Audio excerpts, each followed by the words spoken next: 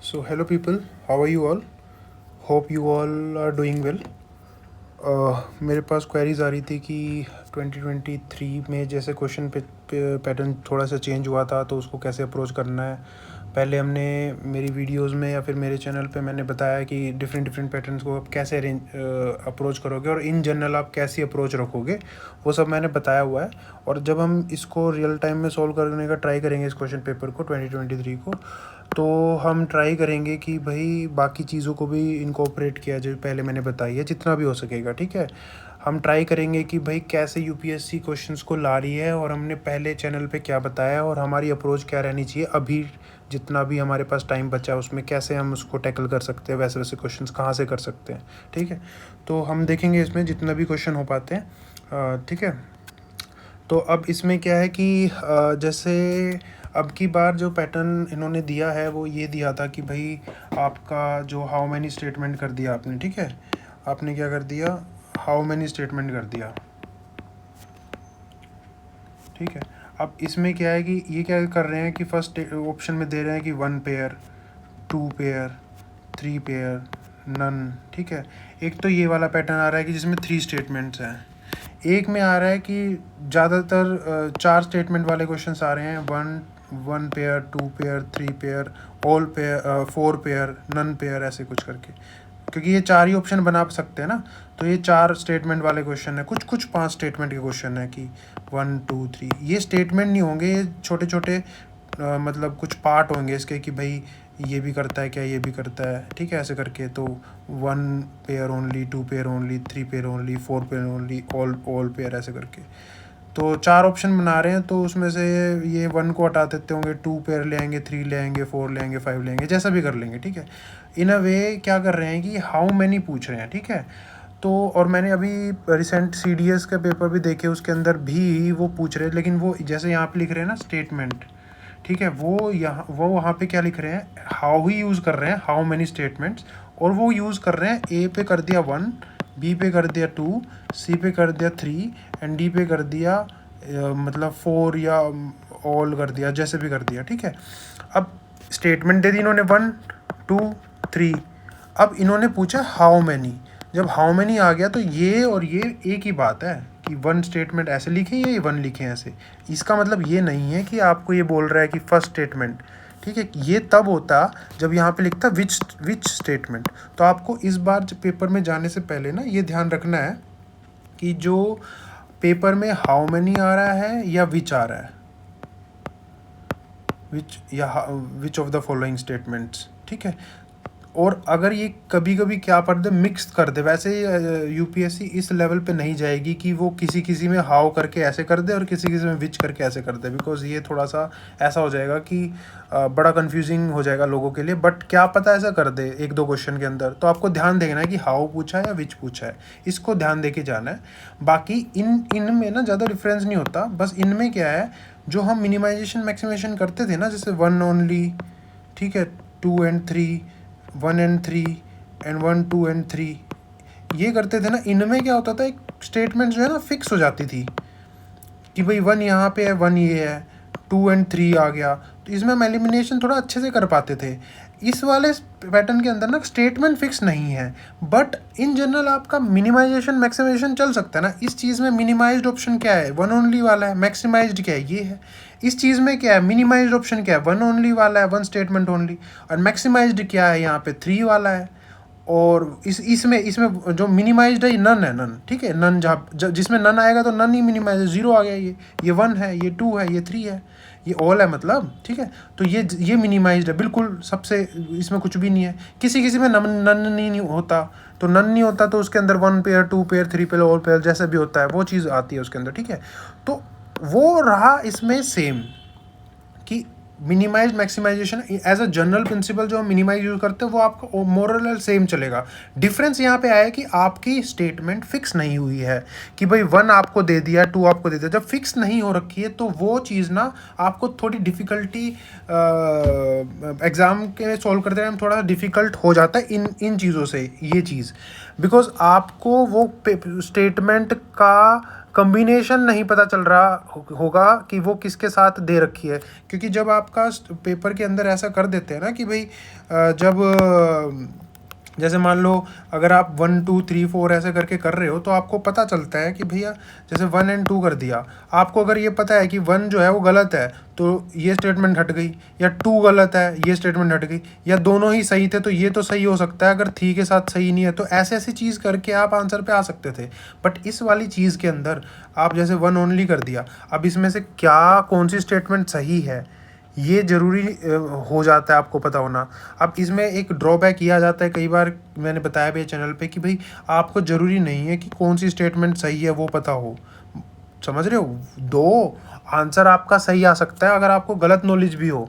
तो इस ये वाला थोड़ा ड्रॉबैक यूपीएससी के उससे ये भी आ जाता है कि जैसे मान लो फॉर एग्जांपल 1 सही था, 2 सही था, 3 गलत था, ठीक है, आपको ये है एक्चुअल, लेकिन आपने 1 2 3 में 1 को आपकी नॉलेज से 1 गलत था, 2 सही था और 3 सही था, ठीक है। तो इसके केस में भी आंसर आ गया आपका 1 ओनली, और इसके 2 ओनली, और इसके केस में भी आ गया आंसर 2 ओनली। तो आपको नंबर इसमें मिल गए 2, इसमें मिल गए 2। तो इसमें डिफ्रेंशिएट तो कोई कर नहीं पाया ना, जिसको नॉलेज नहीं थी वो भी नंबर ले गया, जिसको थी वो भी नंबर ले गया, समझ रहे हो। तो वो वाली चीज़, ये वाली जो स्टेटमेंट्स है, क्वेश्चन है ना, वो थोड़ा डिफ़िकल्ट है यूपीएससी के लिए कि भाई वो कौन से लोगों को शॉर्टलिस्ट कर रहे हैं। बट वो ज़्यादा क्वेश्चंस में नहीं हो पाता, बट फिर भी मतलब हम इसको अप्रोच लेके चलेंगे। क्या मैंने पेपर के बाद भी एक अप्रोच बताई थी, इसके अंदर क्या बताई थी कि भाई मैंने जो आपको बता रखा है ना, वो बता रखा है एक प्रिंसिपल की, जैसे मेरा प्रिंसिपल जो इन जनरल जो प्रिंसिपल हम फॉलो करते हैं वो क्या करते हैं, मिनिमाइजेशन, ठीक है। अगर अपने को सब्जेक्ट पता है, जैसे मान लो फॉर एग्जांपल स्टैटिक पोर्शन जो है, जब स्टैटिक पोर्शन अपना होता है, जैसे पॉलिटी हो गया, हिस्ट्री हो गया, ज्योग्राफी हो गया, और कोई रिपीटेड टॉपिक्स होते हैं वो, तो इन क्वेश्चंस के अंदर तो हम मिनिमाइजेशन फॉलो करते ही करते हैं, ठीक है। मैक्सिमाइजेशन जो चीज़ है वो तब फॉलो होता है जैसे एनवायरनमेंट हो गया, या कोई चीज़ सुनी नहीं हो आपने, बहुत नई चीज़ इंट्रोड्यूस हुई है, वहाँ पे आ गया साइंस एंड टेक आ गया। बिकॉज इनमें आपका जो माइंड है, थिंकिंग है, वो प्रोसेस थोड़ा अलग होता है। मैंने बताया हुआ है बार बार अपनी उस वीडियोज़ के अंदर, इनमें आप सोचते हैं अच्छा ऐसे थोड़ा ना हो सकता है, ऐसे थोड़ा ना हो सकता है, वो होता है। यहाँ पे सोचते हो कि हाँ ये भी था, वो नहीं होता है, समझ रहे हो। ये माइंडसेट होता है अपना इनमें स्टैटिक वर्सेस ये वाले क्वेश्चंस में। दूसरा क्या होता है कि भैया आपके जैसे मान लो एमएसपी है, अब एमएसपी इतनी बार क्वेश्चन आ चुका है तो इसमें मिनिमाइज्ड चीज़ चल सकती है, ठीक है, समझ रहे हो। इसमें ट्वीक्स चलेंगी, जहाँ ज़्यादा ट्वीक्स होते हैं, ट्वीक्स वो मिनिमाइज्ड की तरफ जा रहा होता है। अब मिनिमाइजेशन का मतलब ये नहीं है कि आपको हमेशा मिनिमाइज्ड वाला ही पोर्शन ऑप्शन चूज़ करना है। मिनिमाइजेशन का मतलब ये होता है कि यू विल स्टार्ट फ्रॉम, मतलब कि भाई एक ऑप्शन ऐसा कि भाई जहाँ पे थोड़े कम टॉपिक वो हो, उसको लाने की ट्राई करनी है। आप वो ऑप्शंस जो स्टेटमेंट्स है वो पढ़ोगे 1 2 3 4। अब आपको ट्राई करना है कि सबसे कम वाले को आंसर लाऊं। क्यों? किसी चीज़ को एलिमिनेट करके कि भाई मेरे को थोड़ा सा माइंडसेट को उस हिसाब से रखना है कि क्या पता गलत दे रखा हो, ठीक है। तो उसमें आपको दिखेगी चीज़, कुछ कीवर्ड दिखेंगे कि ये गलत हो सकता है, ये गलत हो सकता है, तो वो चीज़ करके आपको आंसर लाना है। आपकी डायरेक्शन जो है मिनिमाइज्ड की तरफ जाएगी, धक्के से नहीं लाना होता, बट आपकी डायरेक्शन ऐसे जाएगी। जब डायरेक्शन ऐसे रखोगे और आपकी नॉलेज कह देगी कि भाई नहीं सारे के सारे ठीक है, तो आप लगाओगे, डबल चेक करके आप मैक्सिमाइज्ड को ऑप्शन लगाओगे इन टॉपिक्स में, ठीक है। ऐसे ही एनवायरनमेंट के अंदर अगर आपकी नॉलेज ये बोलती है कि भैया ये नहीं हो सकता, ये नहीं हो सकता, ये नहीं हो सकता, और आप 100% श्योर हो, तब भी आप मिनिमम ऑप्शन चूज़ करोगे। वरना आप श्योर नहीं हो और आपका ऐसा कोई सिचुएशन आ रखे कि आपको अटेम्प्ट ज़्यादा या जो भी चीज़ करनी है, तो आप मैक्सिमाइज्ड ऑप्शन को चूज़ कर सकते हो इन वाले टॉपिक्स के अंदर, या जो सुनी सुनाई चीज़ें नहीं होती है। जैसे मसाला बॉन्ड आया था तो मैक्सिमाइज्ड ऑप्शन था, ठीक है। एनवायरनमेंट, साइंस एंड एनवायरनमेंट में कोई भी चीज़, जैसे आपने सुनी होगी कि भाई यूसेज ऑफ सम टेक्नोलॉजी, तो उसमें मैक्सिमाइज ऑप्शन होते हैं। अनटिल अनलेस ऑप्शन ही ऐसे दे रखे हो कि भाई चारों के चारों ना हो, 3 ऑप्शन में पेयर हो, तो वो अलग चीज़ हो जाती है, ठीक है। तो और डिफरेंट टाइप्स ऑफ पैटर्न मैंने बता रखे हैं, जिसमें से जैसे 2021 में मेरे ख्याल से ये सबसे ज़्यादा आ गया था, 1 and 2, 2 and 3, 1 and 3 and 1 2 3। ये वाला जो ऑप्शन होते हैं, इसमें क्या होता है कि सब में दो होते हैं, एक में ऑल होता है। तो इसमें अगर आप एक एलिमिनेट कर दोगे तो इनमें से आंसर आ गया, और अगर कर नहीं पाए एलिमिनेट अपनी नॉलेज से, तो आंसर ऑल आ गया। तो 50-50% चांस होता है, एक एलिमिनेट कर दिया तो इनमें से आंसर आ जाता है, ऑब्वियस ही बात है। नहीं कर पाए तो ये आंसर आ गया। तो ये वाला पैटर्न बड़ा इजी होता है उस वे में सॉल्व करना। 2022 में मोस्टली ये वाले पैटर्न बहुत आए थे, ये वाले पैटर्न से, ठीक है। तो अब देखते हैं यूपीएससी किस हिसाब से करते हैं। मैंने क्रक्स सा बता दिया कि आपको कैसे जो पैटर्न का है, आप पिछली वीडियोस दे सकते हो, थोड़ा सा अप्रोच आपको पता चलेगी भी कैसे आपको रखनी है अप्रोच, ठीक है। तो अब क्या है कि इसके अंदर हम क्या करते हैं, थोड़ा सा ये इसको सॉल्व करते हैं, क्या कहते हैं, क्वेश्चन पेपर को। तो सबसे पहला क्वेश्चन है, Jhelum river passes through Wular lake, ठीक है। अब ये क्वेश्चन को पढ़ते ही आपको लगेगा कि भैया ये जो है ज्योग्राफी का क्वेश्चन है, ठीक है, ज्योग्राफी का क्वेश्चन है। तो अब क्या है इसमें क्या है, ये लेक से है, lakes and rivers, lakes rivers, ये क्या है। जब आप क्वेश्चन को पढ़ते हो ना, आपको पता चलता है ये थीम है, प्रॉपर थीम है, रिवर से या लेक से क्वेश्चन आता ही आता रहता है, ठीक है। तो आपको क्या करना होता है कि लेक्स कौन सी इंपॉर्टेंट हो जाती है, जैसे फॉर एग्जांपल जैसे मान लो वेटलैंड्स आ जाते हैं, ठीक है, लेक्स आ जाती हैं। तो ये आप जब PYQ देखोगे ना, तो बार बार चीज़ें आई हैं। तो आप जब अपना most of the time Laxmikanth को रटने में लगाते रहते हो, और उसमें से चीज़ें कभी कभी क्या होता है, जैसे 10 क्वेश्चन आ गए, अब 10 क्वेश्चन में से आप बिना लक्ष्मीकांत को एक रीडिंग से आप क्या कर सकते हो, 6 से 7 क्वेश्चन तो वैसे ही सोल्व कर सकते हो कॉमन सेंस से। 3 क्वेश्चनों के लिए आप पूरे साल उसको पढ़ते रहते हो। जब आपको पता है कि लेक्स एंड रिवर थीम है, तो उसको थोड़ा डीप में थोड़ा सा अच्छे से आप देख सकते हो कि कौन कौन सी रिवर न्यूज़ में थी, या फिर आपका जैसे मान लो फॉर एग्जांपल वेटलैंड्स हैं, नए नए वेटलैंड्स बने हैं, तो आपका थोड़ा क्यूरोसिटी वाला माइंड अगर होता है ना, तो आप देखते हो कि नया कौन सा आया, कहाँ पे आया है, ठीक है। आप न्यूज़ में जब देखते हो तो इन पे ध्यान देते हो कि लेक कौन सी बात चल रही है। तो जब आप ऐसे करते रहोगे ना, धीरे धीरे आपका वो आप पढ़ोगे जो यूपीएससी पूछता है। तो ये थीम बेस्ड है, कोई ऐसे कुछ चीज़ नहीं है। फर्स्ट क्वेश्चन थीम बेस्ड है, इन्होंने मिक्स किया है 2 थीम को, एक है रिवर और एक है लेक। अब आप देखोगे इसके अंदर जो कोलेरू लेक है ना, बार बार पेपर में आए हैं। अब मेरे को एग्जैक्टली ध्यान नहीं है कि कौन से साल में, मेरे ख्याल से 2016 या 17 के अंदर क्वेश्चन था इसका, लेक का 18 में भी था, ठीक है। कोलेरू वाला चीज़ तो बार बार आता है कि आपको ये आएगा कि भाई ये फ्रेश वाटर लेक है, यस। पुलिकैट जो लेक थी इधर की तरफ, वो ब्रैकिश वाटर थी। ये थोड़ा सा बीच में यहाँ पे किसके, कृष्णा के और गोदावरी के, थोड़ा आपको ये लग जाएगा जब आप इसको देखते हो, ठीक है। फिर आपका जैसे झेलम वाला, वुलर वाला, तो ये बहुत वेल नोन फैक्ट है, एनसीईआरटी में भी ये फैक्ट है। तो अब आप क्वेश्चन को जो पढ़ते हो, तो how many statement given correct, तो जब भी पढ़ते हो आपको ये एक तो चीज़ ध्यान देना, करेक्ट पूछी हुई है, और ये हाउ मेनी पूछा है, विच ऑफ द फॉलोइंग पूछा है। ये 2 चीज़ें अब आगे से आपको ध्यान देनी है, ठीक है। तो अब जब आप इसको देखते हो, तो Jhelum river passes through Wular lake, ये एक वेल नोन फैक्ट है, एनसीईआरटी का फैक्ट है। तो ये वाली स्टेटमेंट तो ठीक है। तो इसका अब आपका क्या है कि या तो ये वाली स्टेटमेंट ठीक है, ठीक है। अब इसके बाद क्या करते हैं, सेकंड स्टेटमेंट में, Krishna river directly feeds Kolleru lake. एक तो ज्योग्राफी का है, तो आपको ढूंढने हैं कि कहाँ पे ट्वीक्स हो सकती है, कि कहाँ पे मुझे ट्वीक्स का ढूंढने का मतलब ये होता है कि आपको वो चीज़ को ध्यान देना है कि जहाँ पे आप नॉलेज और ये जो सेंटेंस आप पढ़ रहे हो ना, ये आपका कहीं पे कॉन्ट्राडिक्ट कर रहा है, आपको वो देखना है।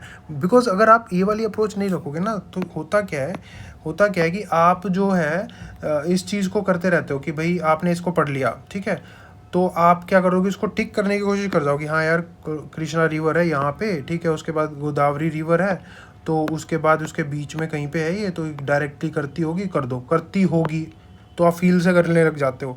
तो वो चीज़ें नहीं देनी यहाँ पे। जब आप ज्योग्राफी हो या पॉलिटी हो या हिस्ट्री हो ना, यहाँ पे आपको डबल चेक करना पड़ेगा कि कुछ चीज़ है, कहीं पे ट्वीक है।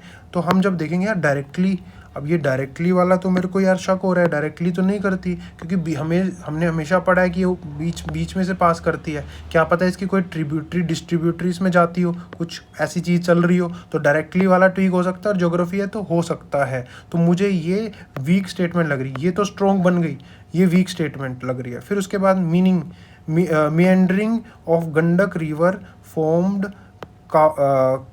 कावार लेक, जो भी है ये कन्वर लेक जो भी है, तो ये न्यूज़ में होगी लेक, या जो भी थी उस टाइम पे न्यूज़ में, या कुछ बना हुआ वेटलैंड कुछ भी। तो मुझे एट प्रेजेंट इसकी नॉलेज नहीं थी जब मैं इसको कर रहा हूँ, ठीक है। तो अब मेरे को अप्रोच कैसी होनी चाहिए, भैया ये तो मेरा आंसर मेरे को पता है, ठीक है। उसके बाद ये मुझे पता है कि ये वीक बन गई, तो एक तो ये हटा। तो जब मैं इसमें से चूज़ कर रहा हूँ ना, कि एक तो या तो ये आएगा, या फिर ये आएगा, ये आ नहीं सकता, ये आ नहीं सकता, तो आप 2 में आ गए यहाँ पे, ठीक है। अब जो है ना इन जनरल क्या होता है कि जैसे आपके 3 स्टेटमेंट वाले क्वेश्चन है, इन जनरल अगर आपको कन्फ्यूजन होती है ना, तो जनरली क्या होता है कि देखो होने को मिनिमाइज्ड ऑप्शन इसका वन ओनली ही है, ठीक है। जब आपने इसको नहीं देखा, गंडक वाली चीज़ ऐसी नहीं है कि बहुत फेमस चीज़ चल रही है, ठीक है। Gandak is a famous river, but UPSC के पर्सपेक्टिव, पीवाईक्यू के पर्सपेक्टिव में गंडक इतना ज़्यादा नहीं आया हुआ, और ये लेख तो फर्स्ट टाइम सुनी है, तो ये अनसुनी बातों को मैच कराने की कोशिश कर देता है, ठीक है। जब सुनी सुनाई बातें होती है ना, उसको ये मिसमैच कराने की कोशिश करता है यूपीएससी, ठीक है। यहाँ पे ये मैच कराएगा, बिकॉज आपका माइंड क्या सोचेगा, गंडक जो है यार क्या पता ना हो, ये तो मैंने सुना नहीं, हटाओ इसको, आपका माइंड हटाने पे जाएगा।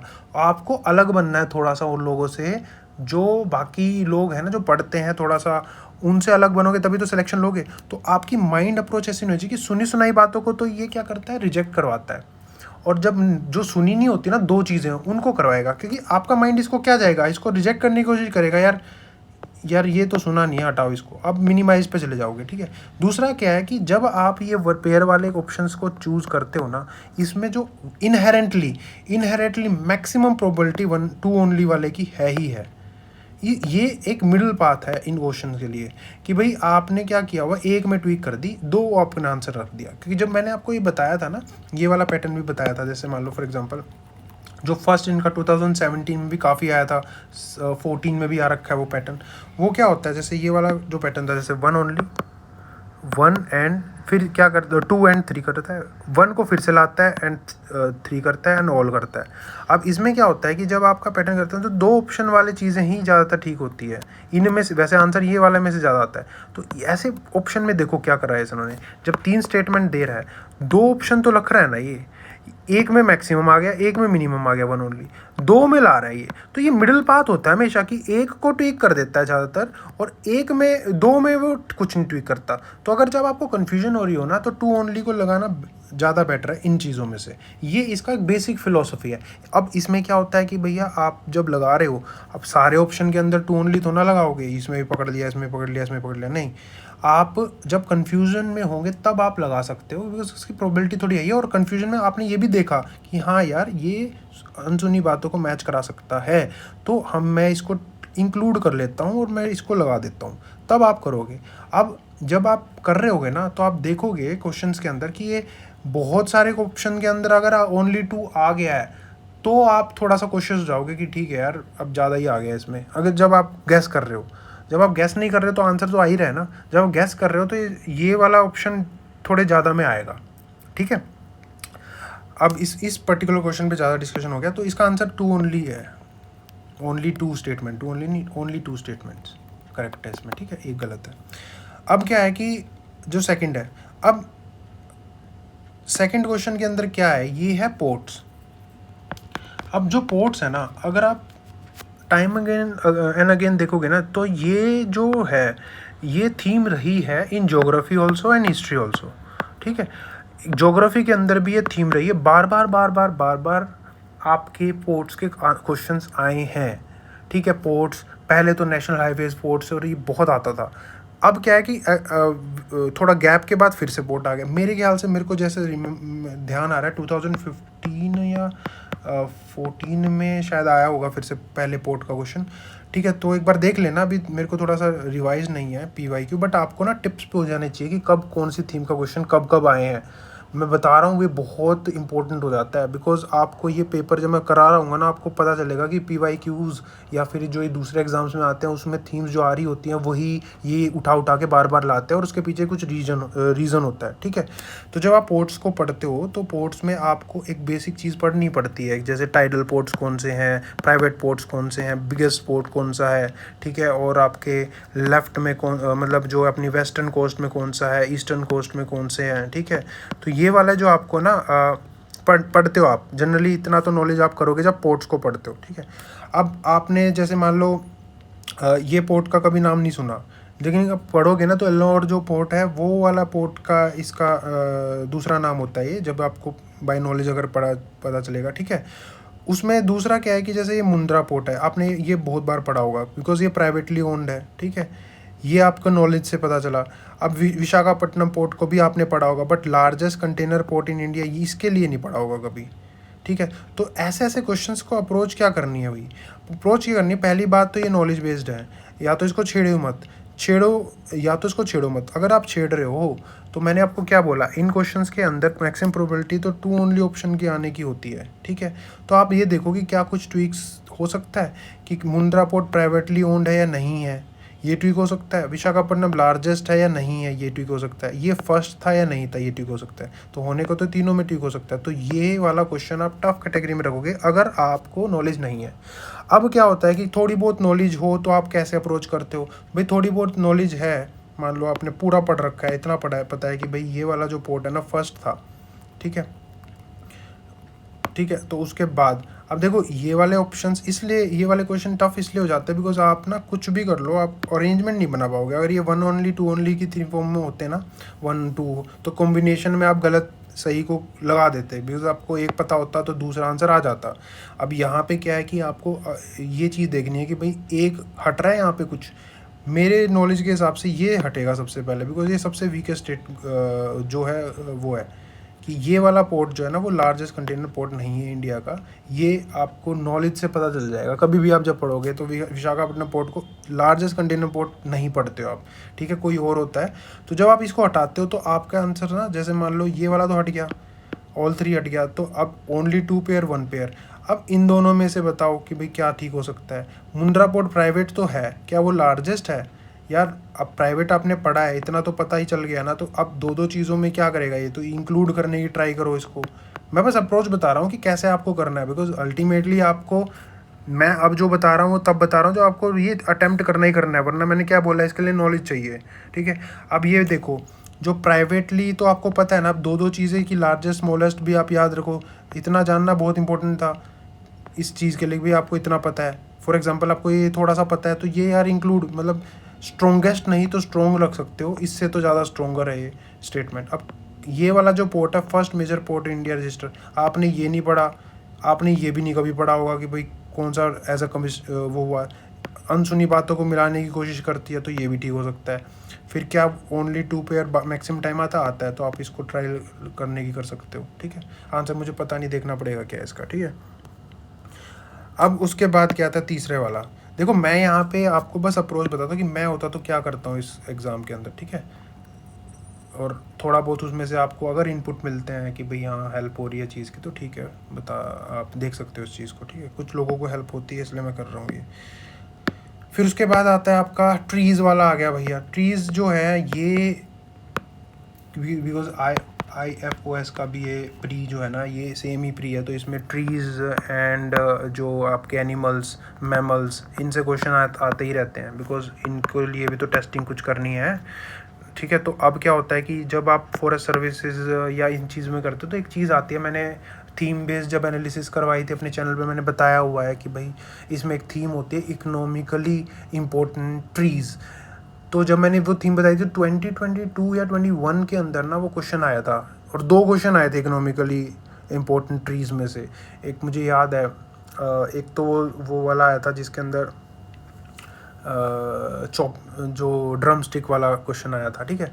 तो 2 और एक और आया था उसके अंदर जो टेमरिंड वाला, ठीक है। तो जो टेमरिंड या फिर हाँ वही था, इमली का जो पेड़ था उसका आया था। तो 2 क्वेश्चन वहाँ से आ गए थे। अब क्या होता है कि फिर वो वाली थीम आपको पता है ना, तो आपका विजिलेंट माइंड ऐसा होना चाहिए कि भाई ये इंपॉर्टेंट ट्रीज़ पूछ रहा है, तो जो आप जब economically important species of trees करते हो ना, तो ये वाले जो 2 पेड़ हैं ये बहुत बार आपको सुनेंगे। ये ना सुने तो टीक तो हमेशा सुनेगा, टीक टेक्टोना ग्रैंडिस एंड जो आपका साल होता है, साल एंड टीक, इनकी बात हम हमेशा सुनते हैं कि भाई जो आपका इंडिया है उसमें इधर से ऊपर जो है वो साल होता है, इससे इसके यहाँ पे टीक होता है। तो और ये डेसिडस प्लांट्स हैं, तो डेसिडस तो है ये। तो आपका ये आंसर तो आपको पता होगा ये है। अब दूसरा क्या होता है कि जब आपका ये आपको ये जैसे महुआ है, अब महुआ के बारे में आपने नहीं पढ़ा, ठीक है, लेकिन जैक फ्रूट जो है ना, जैक फ्रूट जब भी आप इसको जैक फ्रूट को कभी भी यूट्यूब या कहीं पे भी देखते हो तो ये जो है मॉइस्ट वाले रीजन में या फिर ट्रॉपिकल रीजन के अंदर जो रहता है ना, जैसे एवरग्रीन टाइप्स है ऐसे उस जगह पे रहता है, ये ड्राई रीजन में नहीं होता। तो आप इसमें से ये कर सकते हो कि ये वाला वीकर है और ये वाला तो मेरा ठीक हो गया, अब इन दोनों में से चूज़ करना है। तो भैया वही वाली बात आ जाती है कि अगर आपको मिडिल पाथ करना है कि भाई एक ही ट्री देंगे या महुआ भी हो सकता है नहीं, तो आप इसको चूज़ कर सकते हो कि ओनली 2 हो जाए इसके अंदर, ठीक है। अब इसके अंदर भी आपको, इसको भी आप टफ में रखोगे, आपको नहीं पता, तो इसके अंदर भी आपको नॉलेज चाहिए। और मैं सजेस्ट करूँगा कि ऐसे गैस वर्क ना करें, बट अगर आप करना भी पड़ जाए तब आपको यही है कि भाई आपको एक पता चल गया ना, इसका मतलब क्या है, नन तो आंसर नहीं हो सकता, ये हटा आपका, इन तीनों में से आंसर हो सकता है। अब एक तो एक ना एक तो ट्वीक करता ही है ना वो, तो एक ट्वीक करेगा तो ऑल नहीं हो सकता। आप गैस कर रहे हो उस टाइम पे कह रहा हूँ, अब दोनों में से है। क्या आप 100% श्योर हो कि महुआ नहीं है? क्या 100% श्योर हो? क्योंकि आपने कभी भी इसका जो जो नाम सुना होगा तो ये इस वाले रीजन से तो कहीं पे बिलोंग करता है। तो ये होना कि भाई ये वाला पेड़ एवरग्रीन में होना, वो थोड़े कम चांसेस हैं। तो आप इसको इंक्लूड करके आओगे तो 2 की तरफ जाओगे, फिर आप देखोगे यार हाँ यार स्टेटमेंट वाले क्वेश्चन के अंदर ये वाला पार्ट का प्रोबेबिलिटी बेट ज़्यादा रहती है, तो मैं चूज़ कर सकता हूँ इसको, ठीक है। आप शुरू में जब पेपर अटैम्प्ट कर रहे हो तो ऐसे क्वेश्चन को वो फिल मत करो, इनको इस चीज़ में रख लो, हैश में या गोला मार के। हैश मतलब भाई मैं श्योर था, अभी टिक नहीं किया, बस पेपर पे टिक कर चुका हूँ, जब मेरे पास क्वेश्चंस हो जाएंगे उस हिसाब से मैं डिसाइड करूँगा मेरे को करना है नहीं करना। ये वाला है प्योर गैस कि भाई आपने प्रोबेबिलिटी लगाई है कुछ ना कुछ करके और फिर इसमें है, लेकिन अभी मार्क तब करूँगा जब बिल्कुल ही कुछ ना बचाओ मेरे पास, ठीक है। बाकी ऐसे वाले चीज़ तो कर ही दिया आपने, उसी टाइम आपने फिल भी कर दिया होगा मार्क, ठीक है, ओके। फिर उसके बाद आता है आपका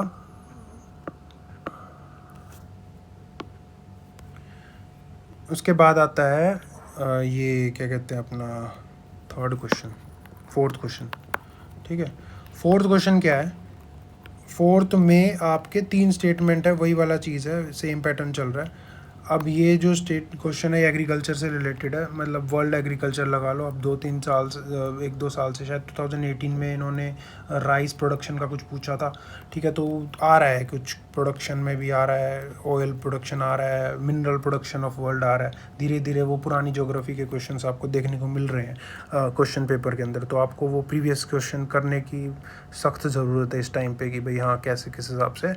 और सोर्सेज क्या है कुछ, मतलब अगर आपको देखना है कि भाई कहाँ पे क्या उगता है ज़्यादा या फिर मिनरल ज़्यादा है, तो आप जो एक दृष्टि की जो है वो आपका एक इकोनॉमिक की एक बुकलेट आती है, उसके अंदर काफ़ी चीज़ें दे रखी है इस चीज़ की, मतलब वो इकोनॉमिक सर्वे से भी लेते हैं और जो मिनरल रिपोर्ट है, वर्ल्ड मिनरल रिपोर्ट जो भी है, उनसे बना के रैंकिंग दे रखी होती है, तो वो आप देख सकते हो, ठीक है। तो अब इसमें देखो क्या है, ये वाला स्टेटमेंट है, मेरे को ये ट्राई करना है कि क्योंकि इसमें मैक्सिमम आता है तो मैं इस चीज़ पे जाऊंगा, बट क्वेश्चन के हिसाब से कि भाई क्या है। ये एग्रीकल्चर का क्वेश्चन है, उसमें India has more arable area than China. क्या इंडिया का एरिया चाइना से ज़्यादा है? ये आपको बाय नॉलेज पता होना चाहिए, आपको लॉजिक लगाने की ज़रूरत पड़ सकती है इसके अंदर, बट अगर लॉजिकली पता है तो आप आंसर लगा दोगे। नहीं पता तो आपको पता होना चाहिए कि इंडिया का एरेबल एरिया ज़्यादा है उसके। अब ये देखो कि मतलब जो चाइना है उसमें मैक्सिमम तो जैसे तिब्बत प्लेटू आ गया इधर की तरफ, ठीक है, ऊपर की तरफ ये एरिया मतलब डेजर्ट टाइप्स आ गया, जो गोबी डेजर्ट वगैरह होता है तो उसका। और यहाँ पे जब देखोगे ना great wall of China Beijing वाला, वो कहाँ पे है? प्लेन एरिया में तो है नहीं ना, वो कौन से एरिया में है? वो पहाड़ों में है। तो यहाँ पे भी एक पहाड़ वाला एरिया इनका, तो इनका जो बचता है ना एरिया, ये वाला ज़्यादातर बचता है इनका जो एरिएबल होता है। और इंडिया का जो एरिया होता है, इंडिया का एरिया जो है वो पूरा ये वाला रीजन, ये पूरा का पूरा रीजन हमारा एरिएबल मतलब अपना एग्रीकल्चर होता है यहाँ पे। और हम यहाँ पे भी करते हैं जो एग्रीकल्चर करते हैं ज़्यादातर पठारी एरिया पे, मतलब प्लेट्यू एरिया में। तो हो सकता है और है, मतलब इवेंचुअली बाय नॉलेज है, ठीक है।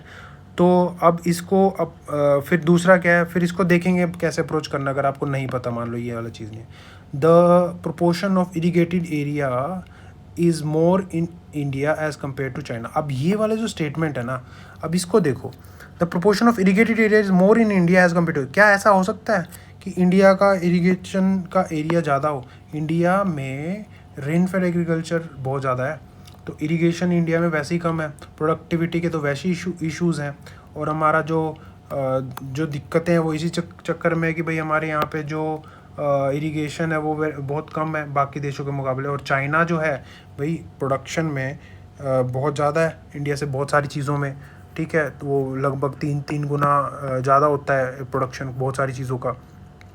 तो अब इरिगेटेड एरिया इंडिया के अंदर ज़्यादा नहीं है, ये लॉजिक के साथ नहीं जा रहा। अगर आपने थोड़ी बहुत पढ़ी होगी ना चीज़ें कि चाइना के साथ कंपैरिजन होता है अगर इंडिया का, तो वो वहाँ पे है, टेक्नोलॉजी भी वहाँ पे ज़्यादा यूज़ होती है, इरिगेशन वाला जो सिस्टम है वो वहाँ पे ज़्यादा है। तो ये वाली स्ट्रॉन्ग नहीं है, वीक स्टेटमेंट है। The proportion of irrigated area in more in India, ये वीक है। और ये वाली थोड़ी स्ट्रॉन्ग है बाय नॉलेज। देखो पूरी नॉलेज नहीं होती आपको, जब आप ऑब्जेक्टिव की ब्यूटी ये होती है, जो ऑब्जेक्टिव क्वेश्चन है ना, ऑब्जेक्टिव क्वेश्चन की जो ब्यूटी है वो यही होती है कि पूरी नॉलेज होना ज़रूरी नहीं होता। आपके लिए क्या होता है कि भाई आपको इंडिकेशंस पता होनी चाहिए और आपके कंसेप्ट क्लियर होने चाहिए। आपको एक जनरल डायरेक्शन जो अगर आपकी है ना वो पता होनी चाहिए नॉलेज की। मतलब आपको पता है कि भाई इंडिया और चाइना में क्या क्या डिफरेंसेस हैं, थोड़ा बहुत आइडिया है कि क्या क्या हो सकता है। फिर जब आप चीज़ें पढ़ते हो ना, तो जब आप पढ़ोगे तो जो चीज़ें बिल्कुल जनरल चीज़ें जा रही हैं वो तो आपको वैसे ही माइंड में रहेगी। कुछ चीज़ें इनके बीच में एक्सेप्शन हो जाएंगी, वो एक्सेप्शन आपको याद करने नहीं है, यही है बस इसकी प्रिपरेशन। एक्सेप्शन जो आपके कॉमन सेंस की कॉमन नॉलेज के साथ नहीं जा रही है ना, उनको याद रख लेना है। फॉर एग्जाम्पल कि भाई जैसे मान लो इंडिया है, इंडिया का एरिया चाइना से कम है बट इंडिया का एरिएबल एरिया चाइना से ज़्यादा है, ये एक्सेप्शन आ गया तो ये याद रखोगे। इसलिए मेरे को भी याद है कि भाई मैंने पढ़ा हुआ है कहीं पे। तो ये चीज़ें ही हैं प्रिपरेशन में, आपको यही चीज़ें ध्यान रहनी होती हैं कि जो चीज़ें जनरल जा रही है, जैसे यूएस का एरिया इंडिया से ज़्यादा है, अब यूएस का एरिया इंडिया से ज़्यादा है, अब यूएस में इरीगेशन लैंड भी इंडिया से ज़्यादा है, समझ रहे हो। तो ये चीज़ें कोई अलग से नहीं आया कि भाई आपको याद रखना पड़ जाएगा, लेकिन जब चाइना के साथ आ रहा है तो एक एक्सेप्शन आ रहा है तो आपको याद रखना पड़ जाएगा, समझ रहे हो। तो वो चीज़ें आप जब पढ़ोगे तभी आते हो, और जब आप इसमें जब आप डिफरेंट टेस्ट सीरीज़ करते हो तो वहाँ से एक इकलौता टेक अवे यही होता है कि आपकी नॉलेज एनहेंस करनी है। आपको वहाँ पे जो गलतियाँ हो रही हैं या फिर जो आपके एक्सेप्शंस होते हैं वो धीरे धीरे आपको अपने माइंड के अंदर सेट कर देने हैं, ठीक है। क्योंकि हर कोई पेपर थीम बेस्ड बनाता है तो थीम की एक्सेप्शंस आपको पता होनी चाहिए, ठीक है। उसके बाद क्या, proportion of irrigated area is more in India, ये वाला हो गया, ये वीक थी, ये स्ट्रॉन्ग थी। अब उसके बाद average productivity per hectare in India higher, अब प्रोडक्टिविटी आ गया, ये भी एक आपकी जनरल नॉलेज से, जो आपकी जनरल सेंस है, सेंस जो मैं बोल रहा हूँ वो कॉमन नहीं बोल रहा, जो यूपीएससी एस्पिरेंट की एक सेंस होती है, जो आप पढ़ते हो न्यूज़पेपर पढ़ते हो तो आपको पता होगा कि हाँ यार productivity in China is greater than India. तो ये वाला स्टेटमेंट आपका वीक है, तो दो तो वीक मिल गए। तो अब ये देखो कि पीछे से आप करे जा रहे हो, ओनली टू आपके पास आ रहे हैं। अब यहाँ पे क्या है कि 2 वीक मिल रहे हैं, एक स्ट्रॉन्ग मिल रहा है, तो मैं इसको 1 ओनली को चूज़ कर सकता हूँ, ठीक है। अब आपके पास नन भी है कि भी क्या पता ये स्ट्रॉन्ग वाला स्ट्रॉन्ग ना हो बट नॉलेज से, बट मान लो आपको नहीं पता, तब आपको ऑप्शन आ जाए कि 1 ओनली में से करना है नन में से करना है, तो better to choose 1 only, because ये जो नन है ना इसकी प्रोबेबिलिटी वैसे ही कम होती है। आ जाएगा आपका कईयों में आएगा, जब पॉलिटी के क्वेश्चन देखोगे, हिस्ट्री के क्वेश्चन देखोगे आएगा, ऐसा नहीं है कि आप नन नहीं लगाना है। नन जब लगाओ कि आप 100% श्योर हो जाओ कि भाई वो वाली स्टेटमेंट भी गलत है, मतलब ये भी कुछ ऐसा ब्लंडर दे रखा होता कि भाई इंडिया हैज़ मतलब China has more arable area than India, तब आप नन लगाते। बट इसमें इन्होंने सही चीज़ दे रखी है, बिकॉज अब ये देखो ना चीज़ें, यहाँ पे क्या हो रखा है कि भाई आपने यहाँ पे ट्वीक किया हुआ है, उल्टा कर दिया, यहाँ पे आपने सीधा ही लिख दिया है, समझ रहे हो। 2 स्टेटमेंट आपको वीक हो गया और एक स्ट्रॉन्ग हो गया, तो आप ना एक स्ट्रॉन्ग वाला उसको ठीक मानोगे तो ए लगा गया होगा इसमें, ठीक है। फिर उससे अगला क्वेश्चन क्या है, which one of the following is the best example of repeated falls in sea level given rise to present day extensive marshland. ये जो क्वेश्चन है ना, एक और क्वेश्चन शायद इसमें आगे आया है, तो मैंने वंडर्स ऑफ इंडिया का कुछ अब शेयर किया था कि भाई इसमें से आते रहते हैं, उसमें भी कच्छ वाला उसमें शायद हो या ना हो, बट कच्छ आपका कई जगह था, और आप अगर कच्छ के बारे में थोड़ा सा भी जानते हो तो एक्सटेंसिव मार्शलैंड तो इसमें है, ठीक है। अब जब आप इनको पढ़ते हो तो थोड़ा सा इजी क्वेश्चन है, इसमें रन ऑफ कच्छ ही आएगा, बिकॉज एक तो है best example of repeated falls in sea level, तो सी के पास से जो, जैसे मान लो आपका जो गुजरात है, ठीक है। वैसे देखो मेरा जो यहाँ पे जब मैं क्वेश्चन सॉल्व करता हूँ तो मैं नॉलेज कम का ज़्यादा और अप्रोच ज़्यादा दिखाता हूँ कि भाई आपको अप्रोच का पता होना चाहिए, बट जब इन क्वेश्चन में आते हैं ना तो आपको थोड़ा बहुत ये चीज़ थोड़ा सा कैसे अप्रोच करने का, देखो जब मैं इसको फर्स्ट टाइम पढ़ रहा हूँ ना पेपर के अंदर, तो उस टाइम पे सोचना इज़ वेरी इंपॉर्टेंट। अब बाद में जब आंसर्स पता चल जाते हैं तो अब एक अलग तरीके से सोचते हैं लोग, ठीक है। लेकिन जब आपको पहले से सोचना है कि किस हिसाब से मैं पेपर के अंदर सोचूं, तो आपको कैसे आपकी एक पेरिफेरी वाली नॉलेज को सेंटर में लाना पड़ेगा। पेरिफेरी नॉलेज को सेंटर में लाने के लिए जो वर्ड्स है ना, जो क्वेश्चन, उसको 2 बार पढ़ो अच्छे से, कि the best example of repeated falls in sea level given rise to present day extensive marshland होना चाहिए, ठीक है। अब क्या इनमें से आप देखोगे, अब ये मरक्कम साल्ट पैंस हैं, ठीक है, उसके बाद नोपाडा स्वैम्प एरिया है, और रन ऑफ कच्छ आ गया। अब बात ये होती है कि क्या पता ये भी हो, ठीक है, लेकिन अब इसमें ना एक्सटेंसिव लिखा है, तो सबसे बड़ा तो रन ऑफ कच्छ ही है। और रन ऑफ कच्छ में और क्या था कि भाई पहले वो कुछ ऐसी चीज़ थी कि जो सी लेवल के अंदर जो है वो सी के अंदर हो, धीरे धीरे सी रिसाइड करने लग गया, तो यहाँ पे जो बहुत एक्सटेंसिव एक मार्शलैंड एरिया बना है उसी को रन ऑफ कच्छ के बोलते हैं। एक्सटेंसिव में तो यही आएगा ना, तो डी आंसर लगाओगे आप इसमें, ठीक है। तो मतलब क्रॉस चेक के लिए बोल रहा हूँ कि सबसे बड़ा तो इनमें से यही है, तो आप इसको आंसर चूज करोगे, ठीक है। अब उसके बाद है अगला क्वेश्चन आ गया भैया कि भैया ये आई इल्मिनेट नाइट और रूटाइल, ये तो फर्स्ट टाइम पढ़ रहा हूँ मैं कि भाई ये क्या है। रूटाइल थोड़ा बहुत सुन रखा है मैंने, ठीक है।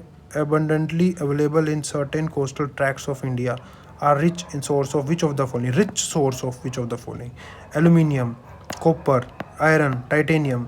अब इसको अप्रोच कैसे करना है, देखो भाई आपने ज्योग्राफी पढ़ी है, ज्योग्राफी का क्वेश्चन है ये, ज्योग्राफी पढ़ी है आपने, बहुत सारी ओर्स पढ़ी होंगी वहाँ पे, ठीक है। देखो अगर चीज़ ऐसी होती है ना कि भाई आपका जैसे मान लो आपने एनसीईआरटी पढ़ी और डायरेक्टली आ गया, तो उससे तो वेल एंड मतलब उससे तो बढ़िया कुछ नहीं है। आपने वो मिनरल वाला चैप्टर पढ़ा, आपको याद भी है और आपने आंसर कर दिया। मैं तो ये बोल रहा हूँ कि जब आपको नहीं पता, आपने पढ़ा है बट याद नहीं रहा, या आपने कभी पढ़ा ही नहीं है, तब आपको कैसे अप्रोच रखनी है, आप पेरिफेरल नॉलेज को सेंटर पे कैसे लाना है। अब जैसे मान लो आपने ये नहीं पढ़ा, रूटाइल नहीं पढ़ी, एल्यूमिनियम तो पढ़ा है। एल्यूमिनियम कहाँ कहाँ होता है भाई, वो जब इंडिया का मैप अब जब बनता है उसमें एल्यूमिनियम आपने यहाँ सुना है, आपने कभी कोस्टल में एल्यूमिनियम सुना है, नहीं सुना। कॉपर सुना है, अगर कोस्टल में इतना कॉपर सुना होता तो जो अब राजस्थान के अंदर वो जो खेतरी वगैरह पढ़ते हो या फिर बीच में कहीं पे पढ़ते हो, तो इनके अलावा आप कॉपर को कहीं ज़्यादा पढ़ते भी नहीं हो। और जब ये बोल रहे रिच सोर्स, तो कोस्टल में तो आप कभी भी नहीं पढ़ते। आयरन का हमेशा आप रिच सोर्स ये उड़ीसा और ये वाला रीजन करते हो, कभी आपने देखा है कि कोस्टल के अंदर आपको आयरन मिलता हुआ।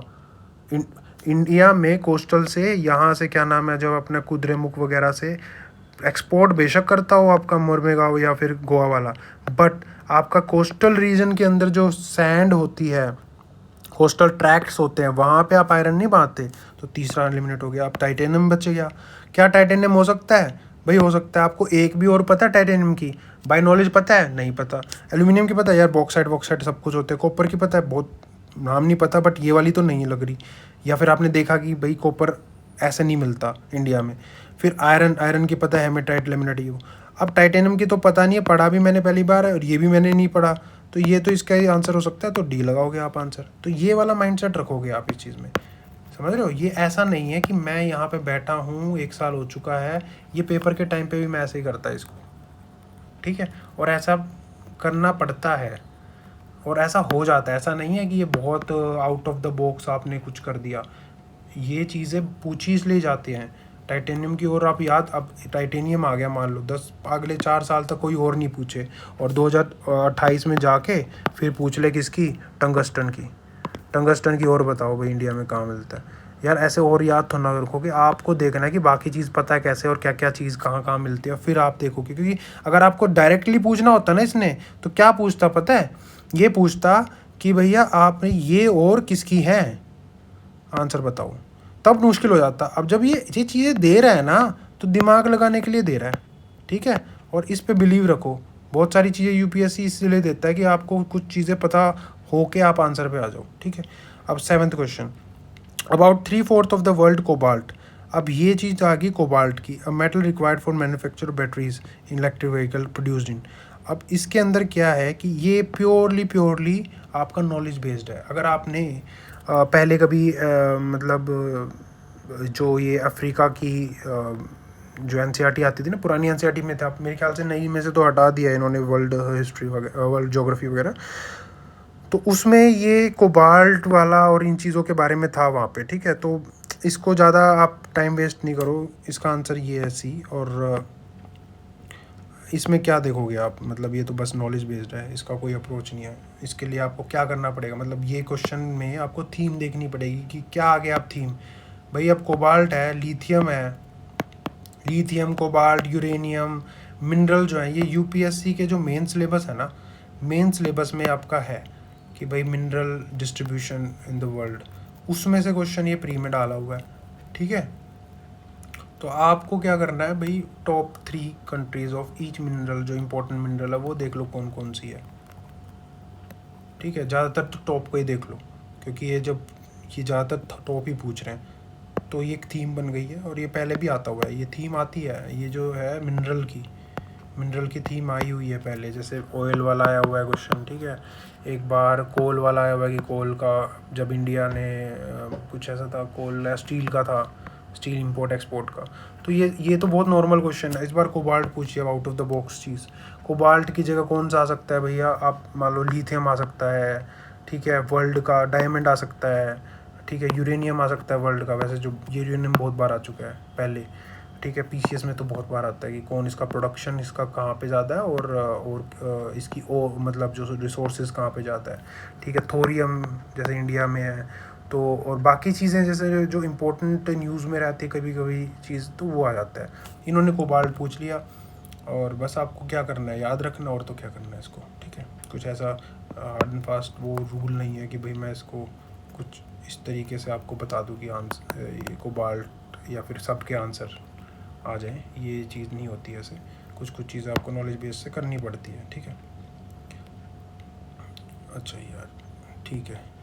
अब इसमें क्या है कि अगला, अगर आप ये देखोगे कि भाई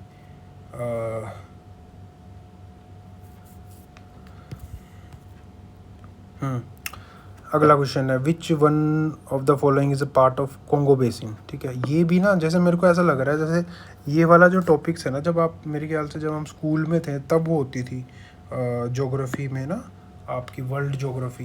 तो उस टाइम की चीज़ें लग रही है, क्योंकि देखो नॉलेज आपके ऊपर नीचे से आ जाती कहीं ना कहीं से, मतलब चाइल्डहुड की नॉलेज आपने कभी पढ़ी हो एटलस या कुछ ऐसी चीज़ है, तो वो तो आती रहती है। पर्टिकुलरली आपको जो 2016 से पहले वाला एरा था ना, तब आप एटलस पढ़ते थे, ज्योग्राफी के लोकेशंस को बहुत ज़्यादा देखते थे। मतलब आपने जो पूरा अपना जो ये अफ्रीका देखा हुआ है, ठीक है, और इंडिया को देखा, इंडिया तो देखते ही थे, ठीक है। तो अब इस चीज़ में ना, जब आप देखते हो कि भाई यहाँ पे कौन कौन से बेसिन्स हैं, ये वाला बेसिन है, एक नाम होता है यहाँ पे, ठीक है, ये यहाँ पे डेजर्ट हो गया, ठीक है, ये पूरा सहारा हो गया। तो जब आप वर्ल्ड हिस्ट्री, वर्ल्ड ज्योग्राफी इसकी पढ़ते हो, ठीक है, फिर आपका जो है ये ऑस्ट्रेलिया की पढ़ते हो, ऑस्ट्रेलिया में भी कुछ ऐसे बीच में है, यहाँ पे मतलब यहाँ पूरा का पूरा डेजर्ट है। थोड़ा बहुत आइडिया होता है आपको जब आप पढ़ते हो। ये चीज़ें ना 2016 के बाद बहुत नीचे चली गई, बिकॉज ये पहले आती थी, फिर चली कम होने लग गई बाहर की, फिर बाहर से ना प्लेसेस इन न्यूज़ ज़्यादा आने लग गया। अब ये धीरे धीरे उस चीज़ पे जा रहे हैं, तो आपको फिर से उस चीज़ पे जाना पड़ेगा। थोड़ा बहुत एटलस को देखना कि भाई कहाँ कौन सा बेसिन है, क्या चीज़ है, थोड़ा देख लो। कुछ ज़्यादा मुश्किल नहीं होता ये। आपको एक दिन बैठ के 10-15 मिनट बस एक कॉन्टिनेंट को देख लो, उसी में ही हो जाएगा सब कुछ। एक कॉन्टिनेंट को बस एक पिक्चर सी ले लो दिमाग में, उसी से हो जाता है। अब जो ये है ना कॉन्गो बेसिन, जब आप पढ़ते हो इसको, ठीक है, जब आप पढ़ते हो तो ये अपना हो गया क्या कहते हैं, अफ्रीका। मैंने पहले ही बताया, हॉर्न ऑफ अफ्रीका ये होता है, ठीक है। तो इसके अंदर क्या होता है, यहाँ पे कॉन्गो था, जायरे बोलते थे इसको पहले, या जो भी था, यहाँ पे है। अब जो यहाँ पे है ना, यहाँ पे नाइजीरिया, ये यहाँ है, ठीक है। अब ये जो इन्होंने बोला है कि कॉन्गो बेसिन में कौन सा पार्ट है, ठीक है, नाइजीरिया यहाँ के आसपास है, उसके बाद साउथ सूडान ये यहाँ है, सूडान यहाँ हो गया, साउथ सूडान यहाँ हो गया। कॉन्गो बेसिन थोड़ा सा नीचे इधर ऐसे ये वाला एरिया है कॉन्गो बेसिन का, ठीक है, ये हो गया साउथ सूडान का। युगांडा यहाँ पे है, युगांडा यहाँ है। अब कैमरून आपको चाहे पता भी ना हो, वैसे कैमरून इधर के आसपास ही है, तो कैमरून आंसर आ गया इसका। समझ रहे हो, मतलब आपको ना एग्जैक्टली नहीं पता होने, थोड़ा बहुत एरिया से आइडिया हो जाएगा। इन्होंने क्लोज दे रखे बट इतनी क्लोज भी नहीं है ये। इधर की तरफ आपका नाइजीरिया हो गया, इधर की तरफ आपका साउथ सूडान, मतलब सूडान एंड साउथ सूडान हो गया, यहाँ की तरफ युगांडा, ये युगांडा टाइप हो गया, युगांडा रवांडा वगैरह, ठीक है। ये आपकी लेक विक्टोरिया आ गई। तो थोड़ा थोड़ा आइडिया होता है ना। तो जब ये वाला एरिया है तो कैमरून ही बचा फिर आंसर, हो तो क्या लगाओगे फिर, ठीक है। ओके, और फिर अगला क्वेश्चन है।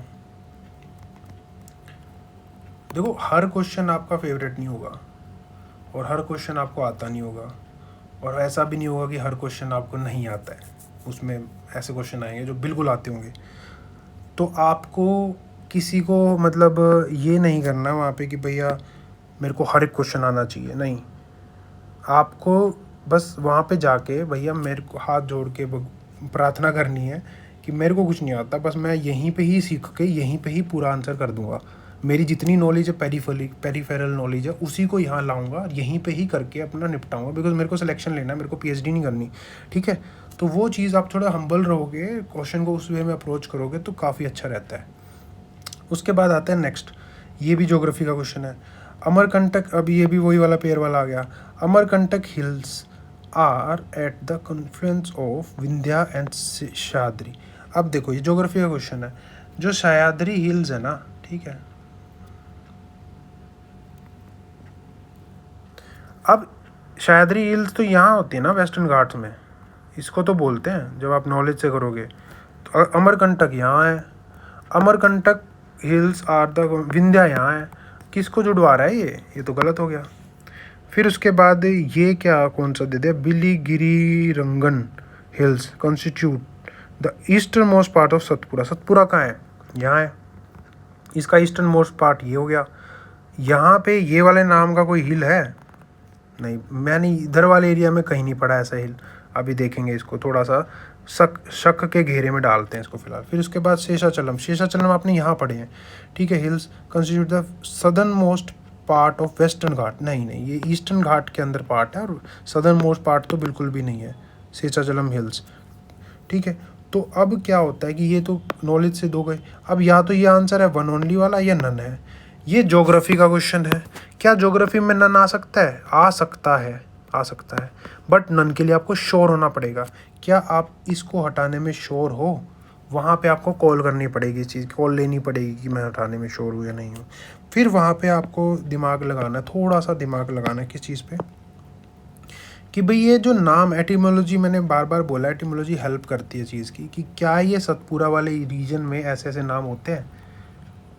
बिलीगिरी रंगन, ये रंगन, रंगनाथ, या ऐसे ऐसे नाम जो है ना, ये इसी वाले एरिया जैसे शेषाचलम जहाँ पे है, या फिर आंध्र प्रदेश, ऐसा ऐसा एरिया का नाम है। सतपुरा रेंज में ऐसे नाम नहीं होते, वहाँ तो महादेव ऐसे ऐसे नाम होते हैं। तो ये वाला नाम मेरे को गलत लग रहा है, तो नन में जा सकता हूँ, और ये ज्योग्राफी है तो मैं नन को टिक कर सकता हूँ। मेरे को ज़्यादा वो नहीं होगी, बिकॉज ये मिनिमाइज्ड ऑप्शन है, ठीक है।